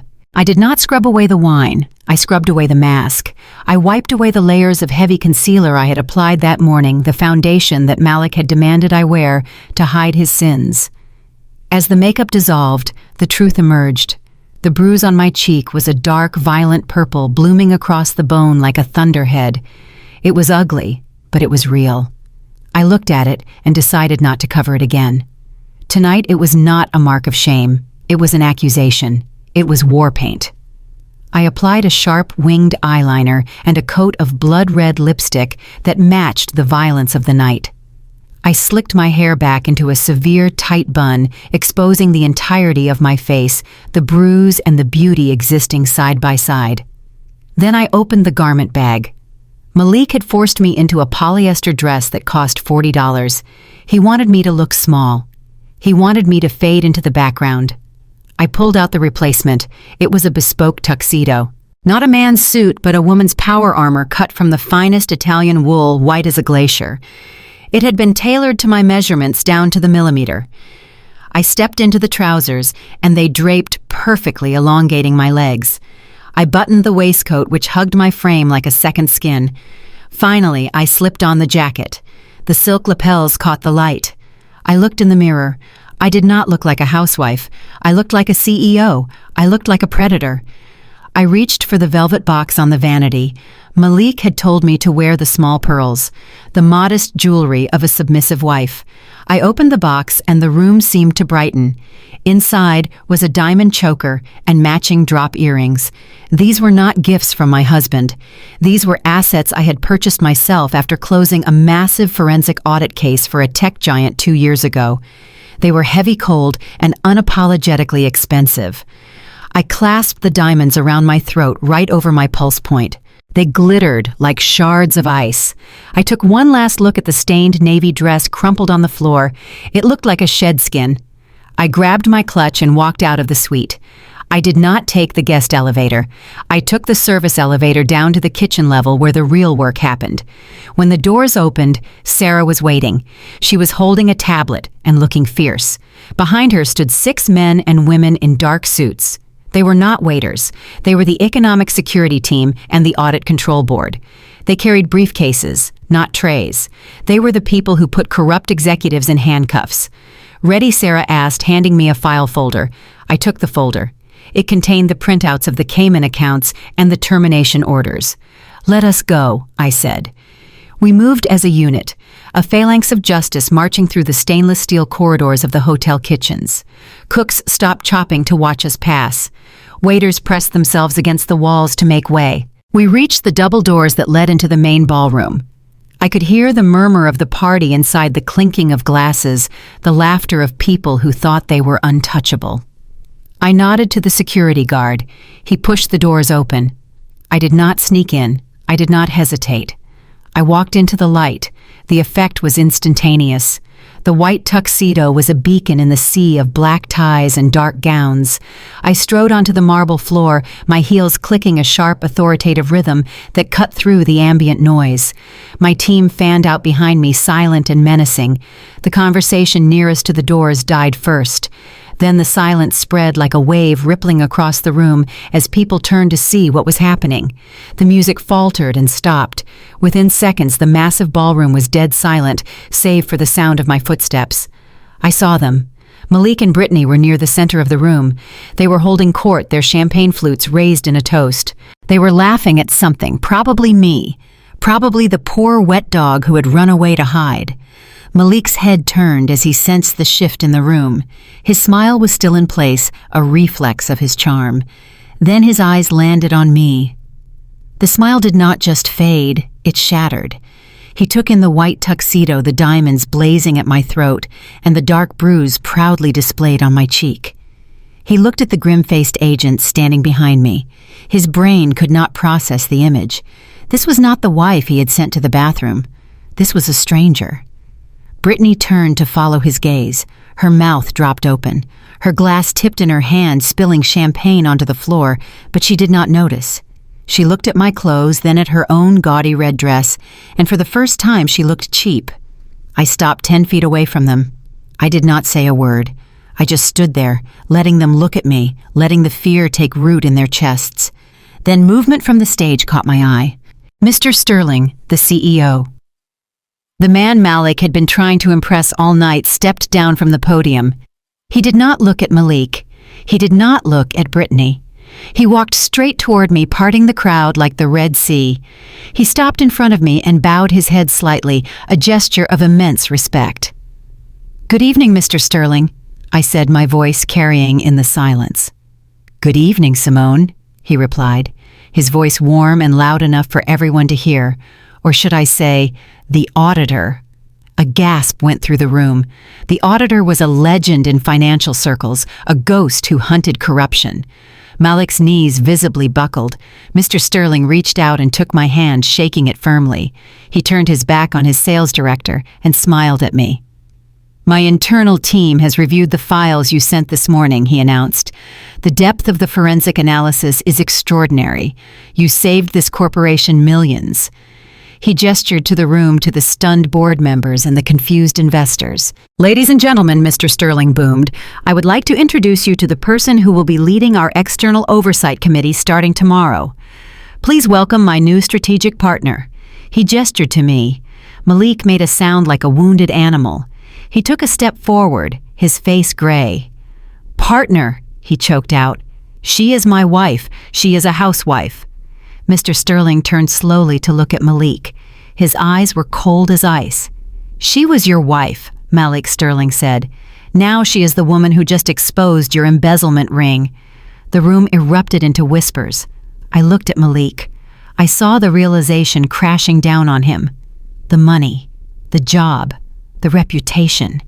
It was all gone. I stepped closer to him until I was right in his face. I let him see the bruise close up. I let him see the diamonds. "I told you to clean up your mess, Malik," I whispered, using the same tone he had used on me the night before. "But since you are incompetent, I brought a cleaning crew." I signaled to the agents behind me. They stepped forward, opening their briefcases, revealing the federal warrants. Malik looked at Brittany. She was backing away, trying to disappear into the crowd, but two agents were already flanking her. I turned back to Sterling. "Shall we discuss the transition strategy, sir?" I asked. "Absolutely," Sterling said, offering me his arm. I took it. And as we walked away, leaving my husband standing in the ruins of his life, I did not look back. I had served breakfast. Now I had served justice. And the main course was just beginning. The ballroom was buzzing with the electric hum of scandal, a noise that was louder than the orchestra. I was walking arm in arm with Mr. Sterling, savoring the victory, but I knew it was not over yet. I could feel eyes burning into the back of my neck. I could feel the desperation radiating from Malik like heat from a fire. As we neared the exit, Malik lunged. He did not care about the agents anymore. He did not care about the board members or the investors. He was a man drowning, and he was flailing for the only thing he thought he could still control. He grabbed my arm just above the elbow, his fingers digging into the muscle through the white silk of my tuxedo jacket. "We need to talk," he snarled, his voice a low, guttural sound that the champagne-sipping crowd could not hear. He yanked me violently to the left, away from Sterling, away from the security team, toward the heavy glass doors that led to the executive terrace. The agents moved to intercept, but I held up a hand. "Let him." I wanted this. I wanted him to think he had one last chance to intimidate me. I wanted to see the light go out of his eyes in private. I nodded to the agents, signaling them to hold their position at the glass. I allowed my husband to drag me out into the night air. The balcony was dark, save for the ambient glow of the city skyline 30 floors below. The wind was whipping around the corners of the building, cold and biting. It messed up Malik's hair, destroying his carefully coiffed image of perfection. He shoved me backward, and I stumbled slightly, my heels catching on the stone pavers, but I did not fall. I found my balance instantly and stood tall, the white tuxedo glowing in the moonlight like armor. Malik paced in front of me, running his hands through his hair, his breathing ragged. He looked like a wild animal, cornered and dangerous. Then he turned on me, and the mask of the charming executive finally slipped completely. "Who are you?" he screamed, the words tearing out of his throat. "Who the hell are you? You are Simone. You are my wife. You cook eggs. You clean the floor. You do not wear diamonds. You do not know Mr. Sterling. What is this game? Who put you up to this?" He stepped closer, invading my space, using his height to tower over me. "Is it a prank?" he demanded, his eyes wild. "Did someone hire you? Is this some kind of sick joke? Tell me right now, or I swear to God, Simone, I will throw you over this railing." He grabbed the lapels of my jacket and slammed me back against the stone balustrade. The metal railing dug into my lower back. Behind me, there was nothing but 300 feet of empty air and the distant lights of traffic. He leaned his weight against me, pinning me over the edge. I could feel his heart hammering against my chest, a frantic, terrified rhythm. I looked up at him. I looked into the eyes of the man I had married, the man I had loved, the man who had turned my life into a prison of silence and violence. I saw the fear behind the rage. He was terrified of the unknown. He was terrified because the furniture in his life had suddenly come alive and bitten him. I did not struggle. I did not scream. I did not beg for my life. I simply laughed. It was a soft, dry sound that seemed to confuse him more than a scream would have. "You are asking the wrong questions, Malik," I said, my voice calm, even as I hovered over the abyss. "You should be asking who owns Blue Ocean Holdings." He froze. His grip on my jacket loosened just a fraction. What he whispered, "Blue Ocean Holdings." I repeated clearly. "The shell company in the Cayman Islands." The one Brittany set up for you. The one where you have been funneling the stolen commission checks for 18 months. The one you thought was a secure blind trust. He stared at me, his mouth opening and closing. How do you know that name? Because I bought it. Malik. The wind howled between us, carrying his confusion away. You bought it, he stammered. That is impossible. It is a blind trust. It is anonymous. It was anonymous, I corrected him. Until the primary investor decided to sell a controlling interest 6 months ago to a private equity group called the Phoenix Fund. You were too busy cheating on me to read the fine print of the transfer notices Brittany archived. You just saw that the account number stayed the same, so you kept depositing the money. I reached up and took his hands, removing them from my jacket with a slow, deliberate strength. He was so in shock, he let me do it. I own the Phoenix Fund, Malik. I am the majority shareholder, which means for the last 6 months, every dollar you and Brittany stole from this company, every cent you embezzled, thinking you were building your escape fund, you were actually depositing directly into my personal investment portfolio. I took a step forward, forcing him to step back. The power dynamic shifted physically. I was no longer the one pinned against the railing. He was the one retreating. You asked who I am. I said, my voice hard as diamonds. I am the person who owns 30% of the voting stock of this company through that fund. I am the silent partner you have been stealing for. You did not just embezzle from Mr. Sterling, you idiot. You stole from your own wife. And thanks to the way you structured the deposits as voluntary transfers into the trust, legally speaking, you just gifted me $3.2 million. Malik stumbled back, his heel hitting a planter. He looked sick. The color had drained from his face, leaving it a pasty gray. No, he whispered. No, that is not real. You are lying. You are just a housewife. You do not have that kind of money. I have been a forensic auditor for 10 years, Malik. I made my first million before I met you. I hid it because I wanted a man who loved me for me, not my portfolio. I played the housewife because I wanted a home. But you wanted a victim. You wanted a punching bag. I closed the distance between us again. I reached up and adjusted his bow tie, which had gone crooked in his rage. My movements were gentle, almost affectionate, the way a mother adjusts a child's clothes before sending them to school. He flinched when I touched him, expecting a blow. That flinch was the sweetest victory of all. I patted his cheek right on the spot where he had slapped me the night before. My hand lingered there, feeling the sweat on his skin. It is over, Malik, I said softly. The money is mine. The house is mine. The evidence is with the FBI. And Brittany, she is already in custody downstairs. I saw them take her while you were dragging me out here. He looked toward the glass doors. He saw the agents watching us. He saw the red recording light of the security camera mounted in the corner of the balcony, blinking rhythmically. Oh, and Malik, I added, leaning in close, so only he could hear the final nail in his coffin. Smile. That camera has a high-definition microphone. You just confessed to attempted murder and financial fraud on tape. He looked up at the camera, then back at me. His eyes were empty. He was a hollow man, a suit filled with hot air that had finally all leaked out. He slumped his shoulders, his arrogance evaporating into the night air. I turned my back on him. I walked away from his railing, away from the darkness, and back toward the warmth and light of the ballroom. I did not run. I did not look back to see if he would jump. I knew he wouldn't. He was too much of a coward. I pushed open the glass doors and stepped back into the party. Mr. Sterling was waiting. The agents were waiting. My new life was waiting. Behind me on the cold, dark balcony, my husband stood alone, bankrupt and broken, waiting for the handcuffs to click. I adjusted my diamond choker, took a glass of champagne from a passing tray, and finally, for the first time in years, I took a deep breath of air that tasted like freedom. The morning sun sliced through the floor-to-ceiling glass walls of the executive conference room on the 45th floor, blindingly bright and unforgiving.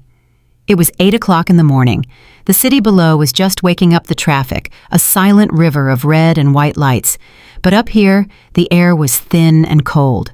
I sat at the head of the mahogany table, the leather of the chairman's seat cool against my back. This was the seat of power. This was the seat where decisions were made, where careers were born, and where they were extinguished. To my right sat Mr. Sterling. He was not looking at his phone or reading the newspaper today. He was staring at the heavy oak doors, his hands clasped in front of him, a statue of judgment. To my left sat 3 lawyers from the firm of Distinct Corporate Litigation, their suits sharp enough to cut skin, their briefcases open and ready. They were the sharks Mr. Sterling kept in his tank for days exactly like this. I took a sip of water. My hand did not shake. The bruise on my cheek was throbbing, a dull reminder of the man I was about to destroy, but the pain felt distant now, like a memory of a different life. I was no longer Simone the wife. I was Simone the lead auditor. The dossier in front of me was 3 inches thick, bound in black plastic. It contained the autopsy of a marriage and the blueprint of a crime. The heavy doors swung open with a pneumatic hiss. Malik walked in first. He looked like a man who had not slept. His tuxedo from the night before had been replaced by a navy business suit, but his tie was slightly askew, and his eyes were bloodshot, rimmed with the red exhaustion of panic. He walked with a forced swagger, a desperate attempt to project authority he no longer possessed. Behind him trailed Brittany. She looked worse. The arrogance that usually armored her was gone, replaced by a brittle, nervous energy. She was wearing a beige dress, trying to look professional and unassuming, but her hands were trembling as she clutched her tablet. They stopped dead when they saw the room. They saw the lawyers. They saw Mr. Sterling's stone face. And then they saw me. Malik's eyes widened. He blinked once, twice, as if trying to clear a hallucination. He looked at the empty chairs along the side of the table, the seats reserved for subordinates and the accused. Then he looked at the head of the table. His face turned a violent shade of red. The veins in his neck bulged. He forgot the lawyers. He forgot the CEO. He only saw his wife, the woman he had slapped, the woman he had allowance rationed, sitting in the throne he believed was his birthright. "What is this?" He barked, his voice cracking with incredulity. "What is she doing here?" He marched toward the table, ignoring Mr. Sterling completely. He pointed a shaking finger at me. "Simone, get up. Have you lost your mind? This is a board meeting. This is for executives. Get your ass out of that chair and go wait in the car. You are embarrassing me again." He turned to Sterling, his hands spread in a plea of exasperation. "Sir, I apologize. My wife She is having a breakdown. I tried to contain her at the gala, but she is obsessed. She thinks she works here. I will have security remove her immediately." He reached for the phone on the console table, but Sterling did not move. He did not blink. He just watched. Malik turned back to me, his patience snapping. "I said get up!" he shouted, slamming his hand down on the mahogany surface. "That is my chair. That is the director's chair. You are a housewife, Simone. You do not belong at this table unless you are serving coffee. Now move." I looked at him. I looked at the man who had terrorized me for years, the man who thought his voice was the only law that mattered. I did not flinch at his shouting. I did not cower. I reached out and placed my hand on the thick black dossier in front of me. I lifted it and let it drop. Thud. The sound was heavy and final, echoing in the silent room like a gavel strike. "This is not your chair, Malik," I said, my voice low and smooth, carrying the weight of absolute authority. "And it is not the director's chair either." I leaned forward, locking eyes with him. "This is the chair of the chief forensic auditor, and I am sitting in it because I am the only person in this room who knows where the money went." Malik's mouth fell open. Brittany let out a small, strangled gasp from the doorway. "Sit down," I commanded, pointing to the 2 metal chairs positioned in the center of the room, isolated like interrogation stools. "Both of you, now." Malik looked at Sterling, waiting for the CEO to reprimand me to put me back in my place. But Sterling just nodded. "Do as she says." Malik Sterling said, his voice cold. "The auditor has the floor." Malik stumbled backward as if he had been punched. He sank into one of the metal chairs. Brittany sat beside him, pulling her cardigan tight around herself, trying to make herself small. I picked up a remote control from the table. Behind me, a massive screen descended from the ceiling, humming softly. I did not waste time with introductions. I did not waste time with pleasantries. I pressed the button. The screen flared to life. Slide 1. 5 names appeared in bold black letters against a stark white background.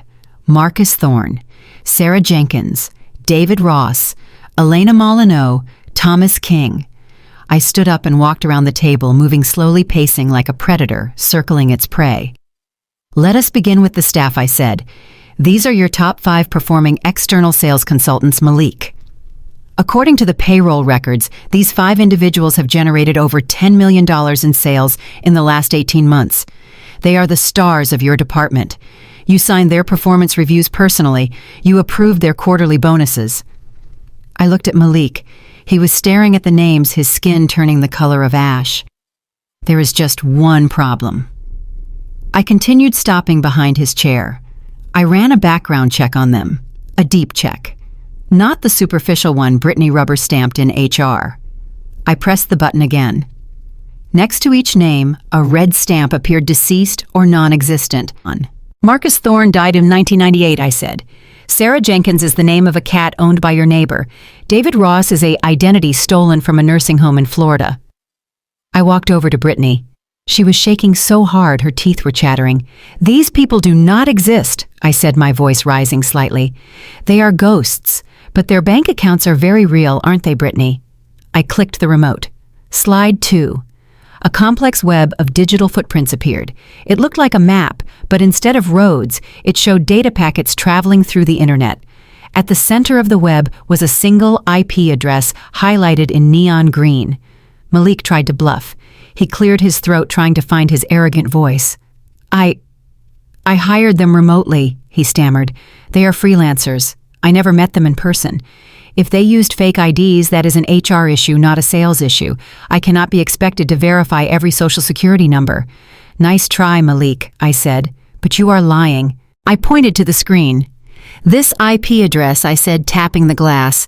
This is the digital fingerprint of the computer that created these employee files. It is the same computer that logged their hours. It is the same computer that submitted their commission reports. I looked at Brittany. It is your laptop, Brittany. The one sitting in your office down the hall.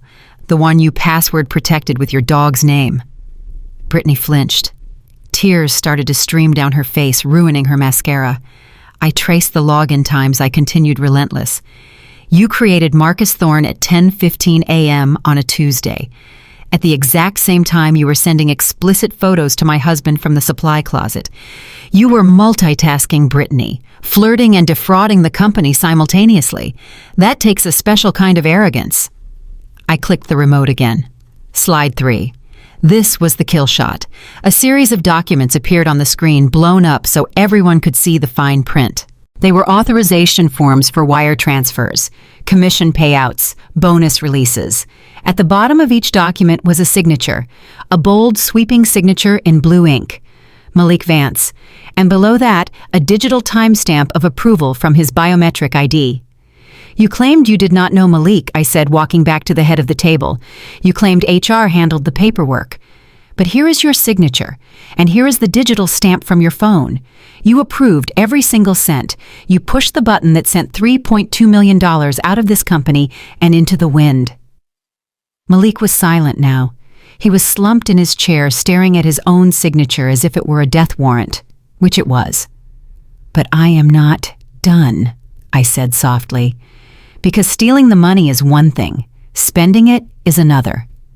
I clicked the remote one last time. Slide 4. The screen changed. It was not a document this time. It was a photograph, a screenshot from a social media account. It was Brittany's Instagram story from 3 weeks ago. It was a selfie. She was standing in front of a mirror holding a bright orange Hermes Birkin bag. She was beaming, looking triumphant. The caption read, "Treat yourself. Hard work pays off." Next to the photo, I displayed a bank statement. It showed a withdrawal from one of the ghost employee accounts, the account of the dead Marcus Thorne. The withdrawal was for $12,000. The location was the Hermes Boutique in Miami. The date and time matched the timestamp on the photo to the minute. The room was so quiet you could hear the air conditioning humming. "You stole money from a dead man to buy a purse, Brittany," I said, my voice filled with disgust. "You used corporate funds designated for sales commissions to accessorize your outfit for the gala." I looked at Mr. Sterling. He was shaking his head slowly, his expression one of pure disappointment. "That bag," I said, pointing to the screen, "is evidence. It is currently sitting in your closet, Brittany, or maybe you brought it today. Brittany instinctively pulled her beige tote bag closer to her chest, trying to hide it. It is over, I said, slamming the remote down on the table. The audit is complete. The money has been traced. The ghosts have been busted. Malik looked up at me. His eyes were wet. He looked small. He looked like the bully who had finally been punched back. Simone. He whispered, his voice trembling. Please, we can fix this. I can explain. It was just a loan. We were going to pay it back. We were investing it. A loan, I repeated incredulously. You do not create fake people for a loan, Malik. You do not launder money through the Caymans for a loan. You were stealing. You were stealing from him. I pointed to Sterling. And you were stealing from me, because every dollar you took devalued the stock options that are part of our marital assets. You were robbing your own future. I sat back down in the leather chair, the director's chair. I smoothed my skirt. I looked at the lawyers.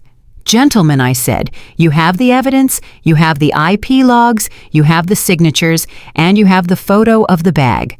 I believe that is sufficient for immediate termination and the filing of criminal charges. One of the lawyers nodded grimly. More than sufficient, Mrs. Vance.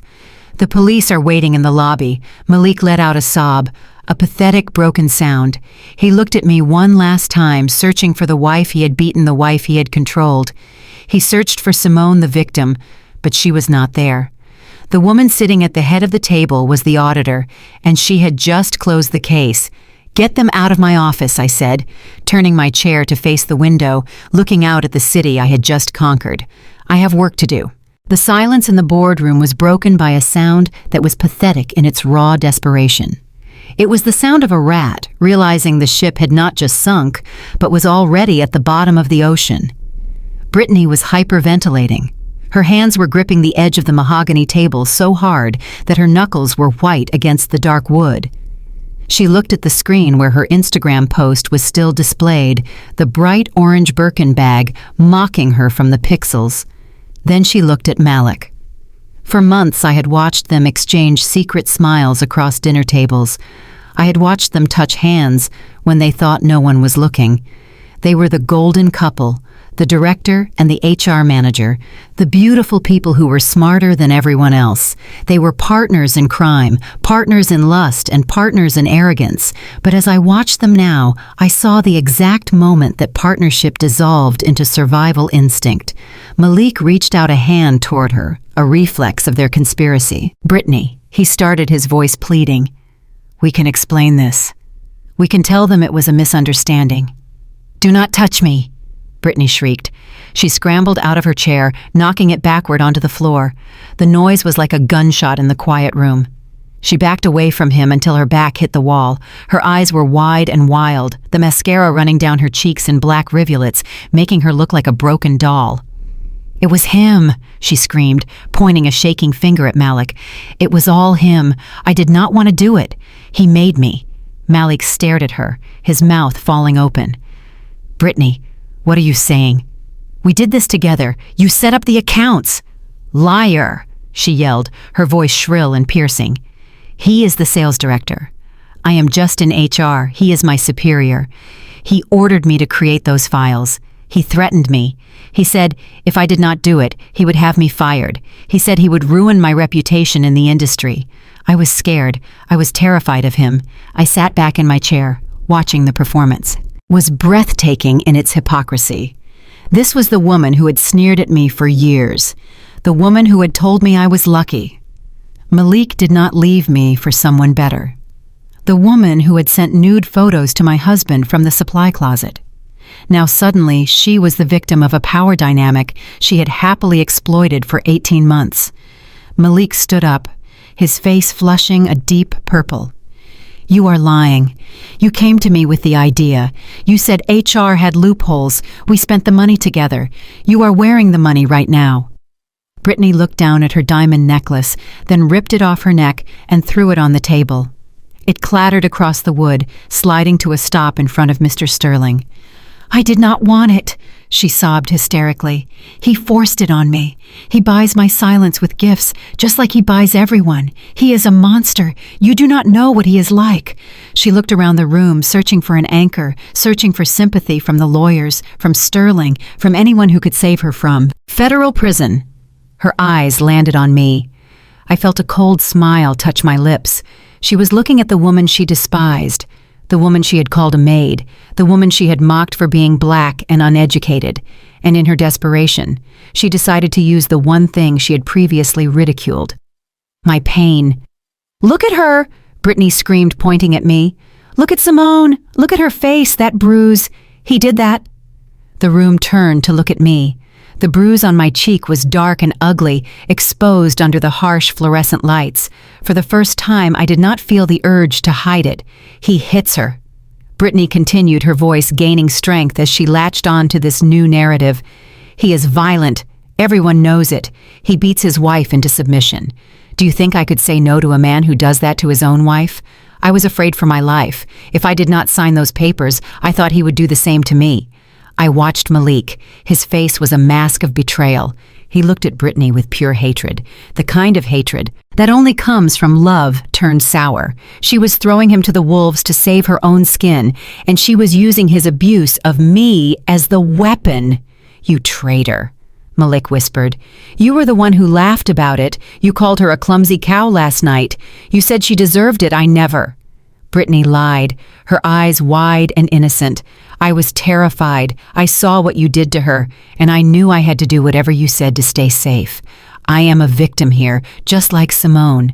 The audacity was staggering. She was appropriating my trauma. She was wrapping herself in my suffering, trying to wear it like a shield. She was the white woman in distress, crying wolf, pointing at the angry black man, and hoping the system would protect her, just like it always had. But she forgot who was sitting at the head of the table. She forgot that the system in this room was controlled by the auditor. Mr. Sterling looked uncomfortable. He looked at my bruise, then at Brittany, then at Malik. He cleared his throat, ready to intervene, but I held up a hand. Silence. I stood up slowly. I walked around the table, my heels clicking on the floor. I stopped in front of Brittany. She looked at me with hope, thinking she had found an ally. Thinking that because we were both women, because we were both victims of Malik and her twisted logic, I would save her. "Simone," she whimpered, reaching out a hand. "Please tell them how scary he is.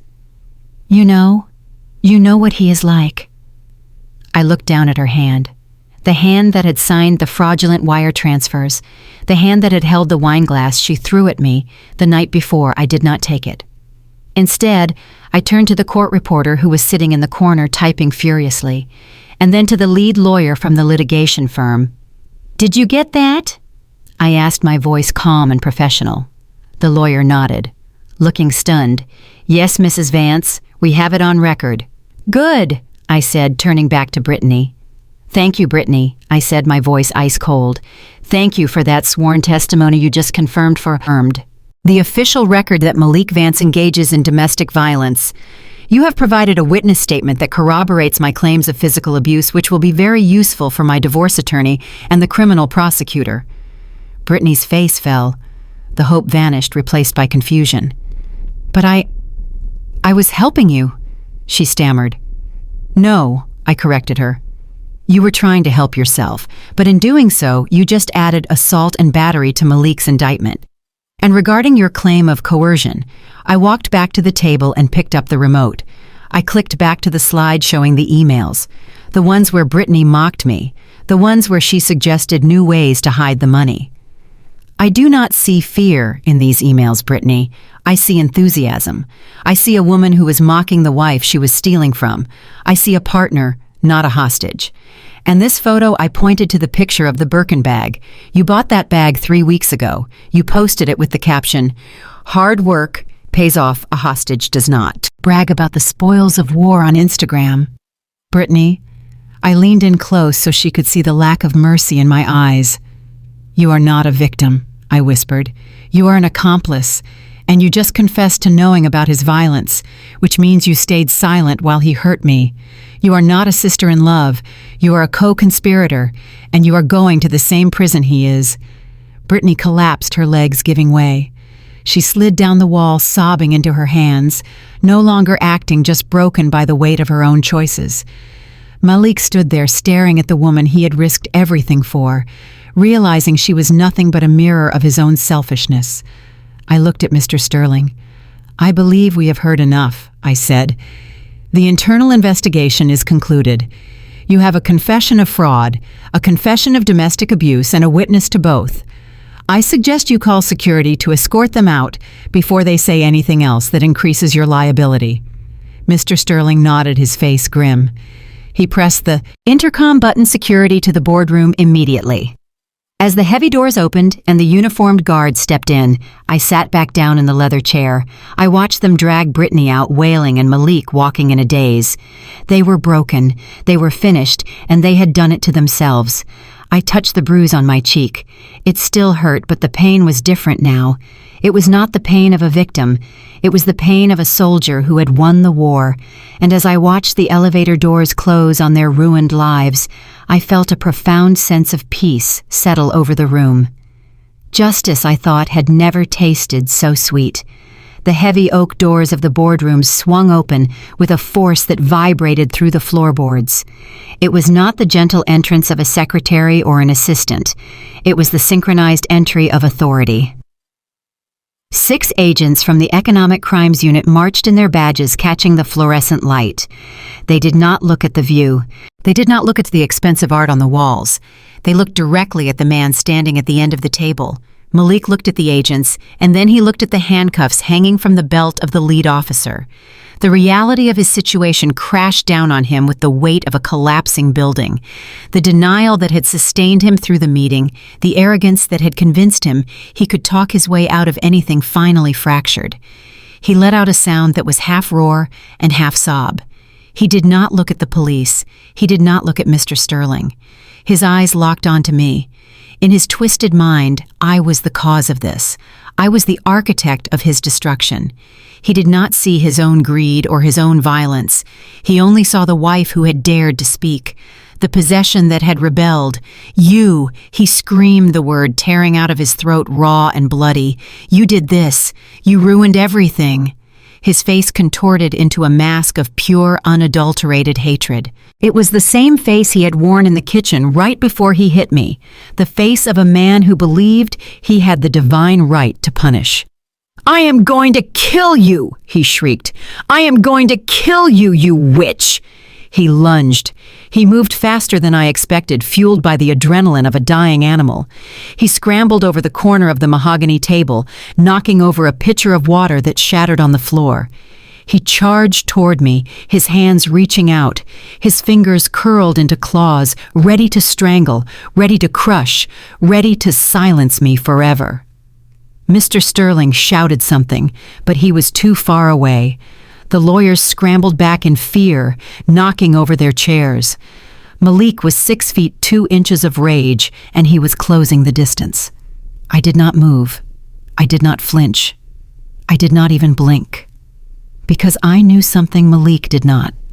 I knew that the man standing quietly in the corner of the room, the man dressed in a nondescript gray suit who had entered with my team, was not an accountant. He was Marcus, former Special Forces, and he was on my payroll. Just as Malik reached me, just as I could smell the sweat and fear coming off him, Marcus moved. It was a blur of motion too fast to track. One moment Malik was airborne, launching himself at my throat. The next moment there was a sickening thud that shook the room. Marcus had stepped in, intercepting Malik mid-air. He used Malik's own momentum against him, executing a perfect takedown. He grabbed Malik's arm, twisted it behind his back, and drove him into the carpet. Malik hit the floor face first.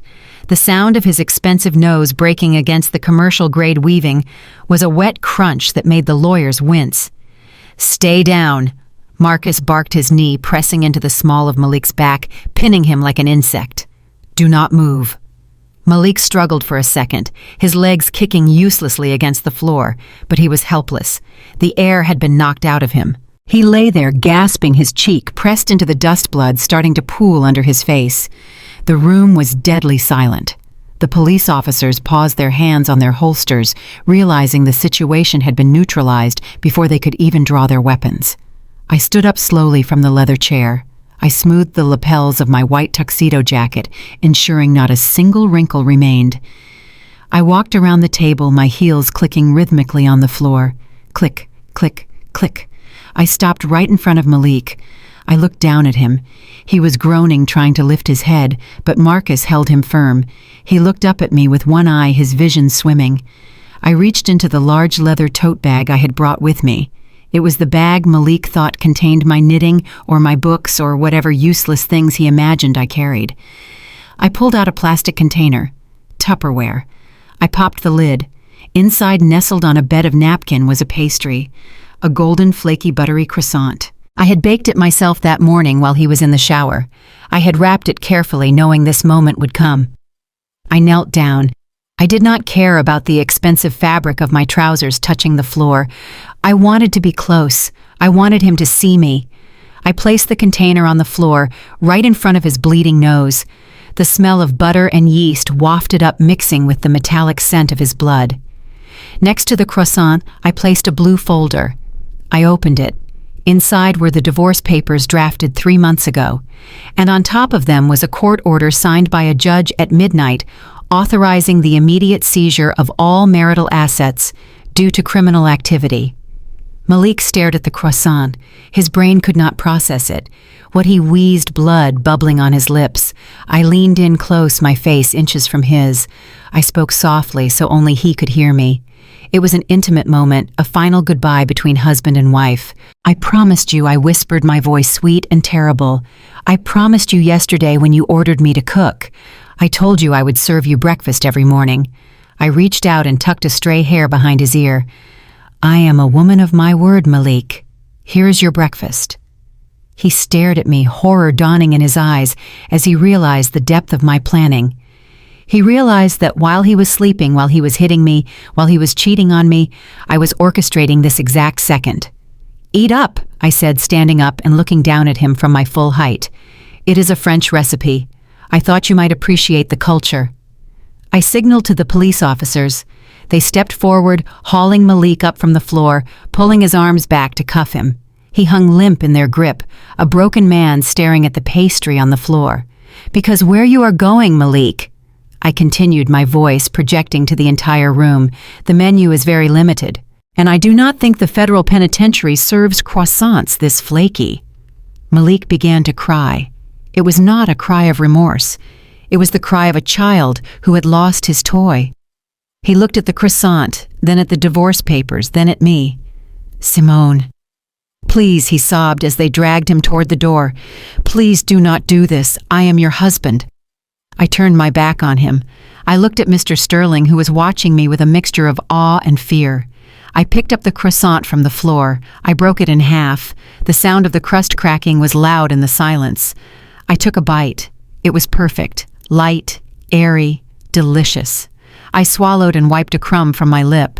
Take him away, I said to the officers without turning around. The doors closed, cutting off his wails. The room was quiet again. I looked at the empty chair at the head of the table. I looked at the view of the city. I turned to Mr. Sterling. I believe we have a company to rebuild, I said.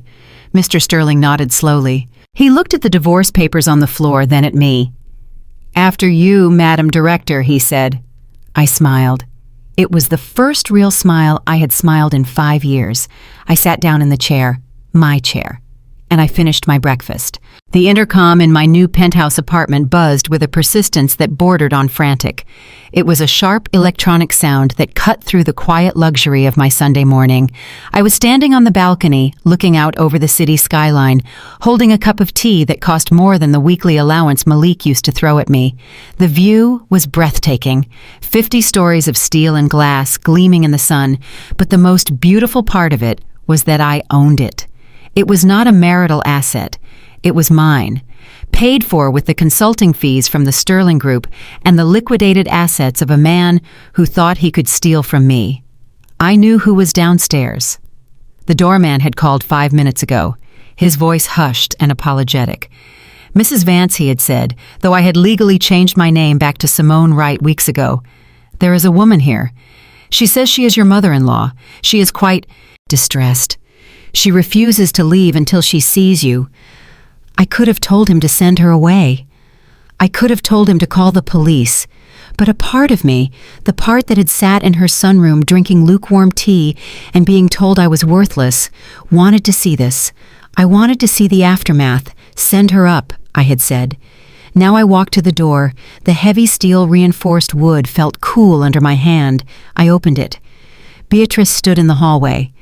She did not look like the queen of the suburbs anymore. The stiff brocade jackets and the perfectly coiffed hair were gone. She was wearing a black raincoat that looked like it had been pulled from the back of a closet, and her hair was pulled back in a severe, messy bun. Her face, usually a mask of haughty disdain, was swollen and blotchy red. She looked at me, and then she looked past me into the apartment. She saw the marble floors, the abstract art on the walls, the sheer scale of the wealth I now commanded without her son's help. For a second the old Beatrice flickered in her eyes, a flash of jealousy and judgment, but it was quickly extinguished by desperation. "Simone," she choked out, stepping forward as if to embrace me. I did not move. I stood in the doorway blocking her path. My body was a barrier. She was not welcome to cross. "What do you want, Beatrice?" I asked, my voice calm and devoid of warmth.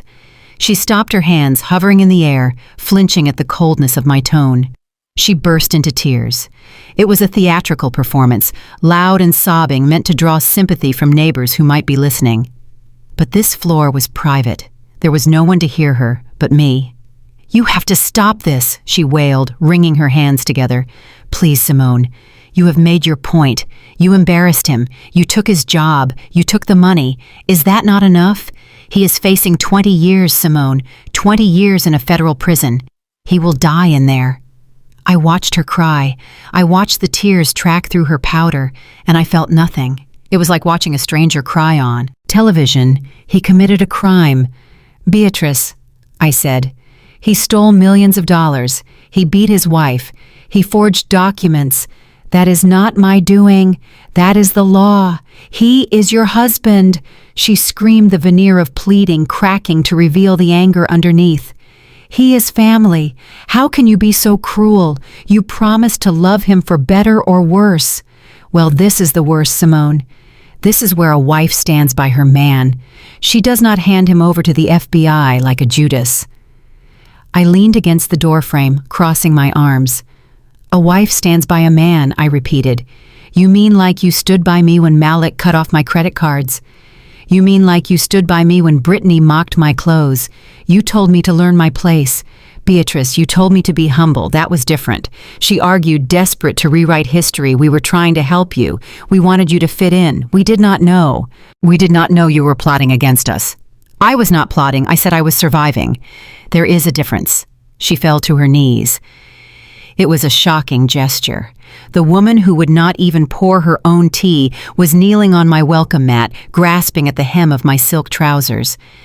"Please," she begged, looking up at me, her eyes wide and wet. "I will do anything. I will apologize. I will make Brittany apologize. Just please call Mr. Sterling. Tell him it was a mistake. Tell him you exaggerated. Tell the prosecutor you want to drop the charges. He is my only son, Simone. He is all I have." I looked down at her. I remembered the way she had looked at me in the sunroom, the way she had sipped her tea while Brittany offered me a job cleaning toilets, the way she had called me mediocre. I stepped back, pulling my leg away from her grasp. "Get up, Beatrice," I said, my voice hard. "You look pathetic." She scrambled up, hope lighting her eyes, thinking I was relenting. "You will help him?" she asked. I laughed. It was a sharp sound. "Help him?" I asked. "You want me to help the man who threw money on the floor and told me to beg for aspirin? You want me to help the man who planned to run away with your niece and leave me destitute? You are more delusional than he is."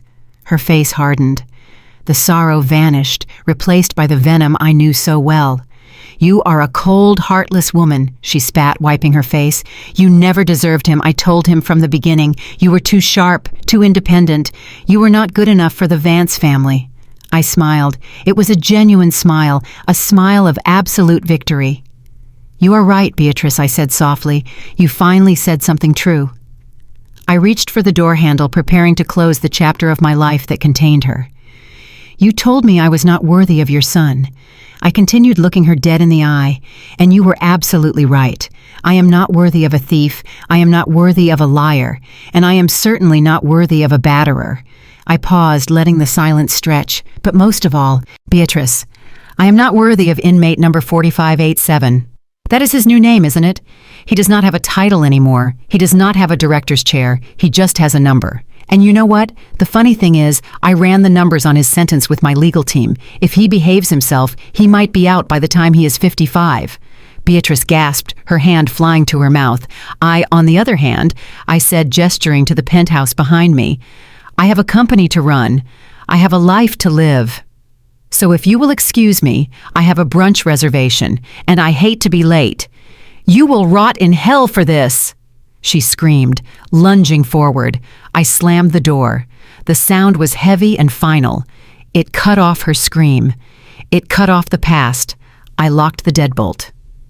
Click. The sound of security. The sound of freedom. I walked back to the balcony and picked up my tea. It was still warm. I took a sip, watching the cars move like ants on the street below. Somewhere down there, Beatrice was walking out of the building, defeated somewhere. Further away, Malik was sitting in a holding cell, realizing that no one was coming to save him. I took a deep breath of the clean, high-altitude air. I did not feel guilty. I did not feel sad. I felt light. I had cleaned house just like they told me to. And now it was spotless. 1 year later, the city was in the grip of a heat wave. The pavement radiated heat, making the air shimmer above the asphalt. I stepped out of the back of my town car, the air conditioning of the vehicle clinging to me for a moment before the humidity hit. I adjusted my sunglasses, oversized designer frames that cost more than Brittany's entire wardrobe, and checked my watch. I had 15 minutes before my board meeting at the foundation, the Phoenix Foundation. It was my new project funded by the assets seized from the Blue Ocean Holdings account. We provided legal aid and financial forensic services to women trapped in abusive marriages. We helped them find the money their husbands hid. We helped them build cases. We helped them get out. I needed coffee. I walked into a small, trendy cafe near the courthouse. It was busy, filled with lawyers and paralegals grabbing caffeine before their next battle. The smell of roasted beans and burnt milk filled the air. I walked to the counter, checking emails on my phone. I did not look up until it was my turn to order. "1 black coffee, please," I said. "And a croissant. I will have to check if we have any left," a voice replied. A voice I knew. I looked up. Brittany stood on the other side of the counter. She was wearing a brown apron that was stained with coffee grounds. Her hair, once a blonde curtain of perfection, was pulled back in a frizzy ponytail that looked like it hadn't been washed in days. Her nails, the ones that used to be manicured talons, were short and chipped. She was out on bail, awaiting trial for conspiracy and wire fraud. Her assets had been frozen. Her husband Malik's brother had divorced her the moment the indictment came down. She was unemployable in any corporate setting. HR departments do not hire felons who invent ghost employees. So here she was. She froze when she saw me. Her hand hovering over the register trembled. The color drained from her face, leaving her looking pale and sickly in the harsh cafe light. "Simone," she whispered. Her voice was small, broken. I looked at her. I really looked at her. I saw the lines of stress around her mouth. I saw the fear in her eyes. I remembered the gala. I remembered her red dress and her cruel laughter. I remembered her spilling wine on me and calling me a maid. I did not feel anger. I did not feel the urge to mock her. I felt a profound sense of indifference. She was no longer a villain. She was just a consequence. "Brittany, move it!" A manager barked from the back of the line. "You are holding up the customers. Stop chatting and pour the coffee." Brittany flinched, hunching her shoulders. It was the flinch of someone who was used to being yelled at, someone who had no power. She looked back at me, her eyes pleading for something. Recognition, forgiveness, acknowledgement that we used to be family. "I am sorry," she whispered, tears filling her eyes. "I am so sorry, Simone." I looked at her name tag. It was crooked. It said trainee. I slowly lowered my sunglasses, peering over the rim. I let my gaze travel over her apron, her messy hair, her shaking hands. Then I looked her in the eye. I pulled a $20 bill from my purse, the same denomination Malik had thrown at me on the floor of my kitchen. I placed it in the tip jar on the counter. "Keep the change," I said. I picked up my coffee, which another barista had slid onto the counter. I did not wait for the croissant. I did not say another word. I turned around and walked out of the cafe. I could feel her staring at my back. I could feel the mixture of shame and envy radiating off her. But I did not look back. I stepped out onto the street into the bright, blinding sunshine. My driver opened the door of the car. "Where to?" "Miss Wright," he asked. "Forward," I said, sliding into cool leather interior. "Just forward." The car pulled away, merging into the traffic, leaving the cafe and Brittany and the past behind. I opened my laptop and pulled up the spreadsheet for the next case. Another woman. Another hidden account. Another husband who thought he was smarter than his wife.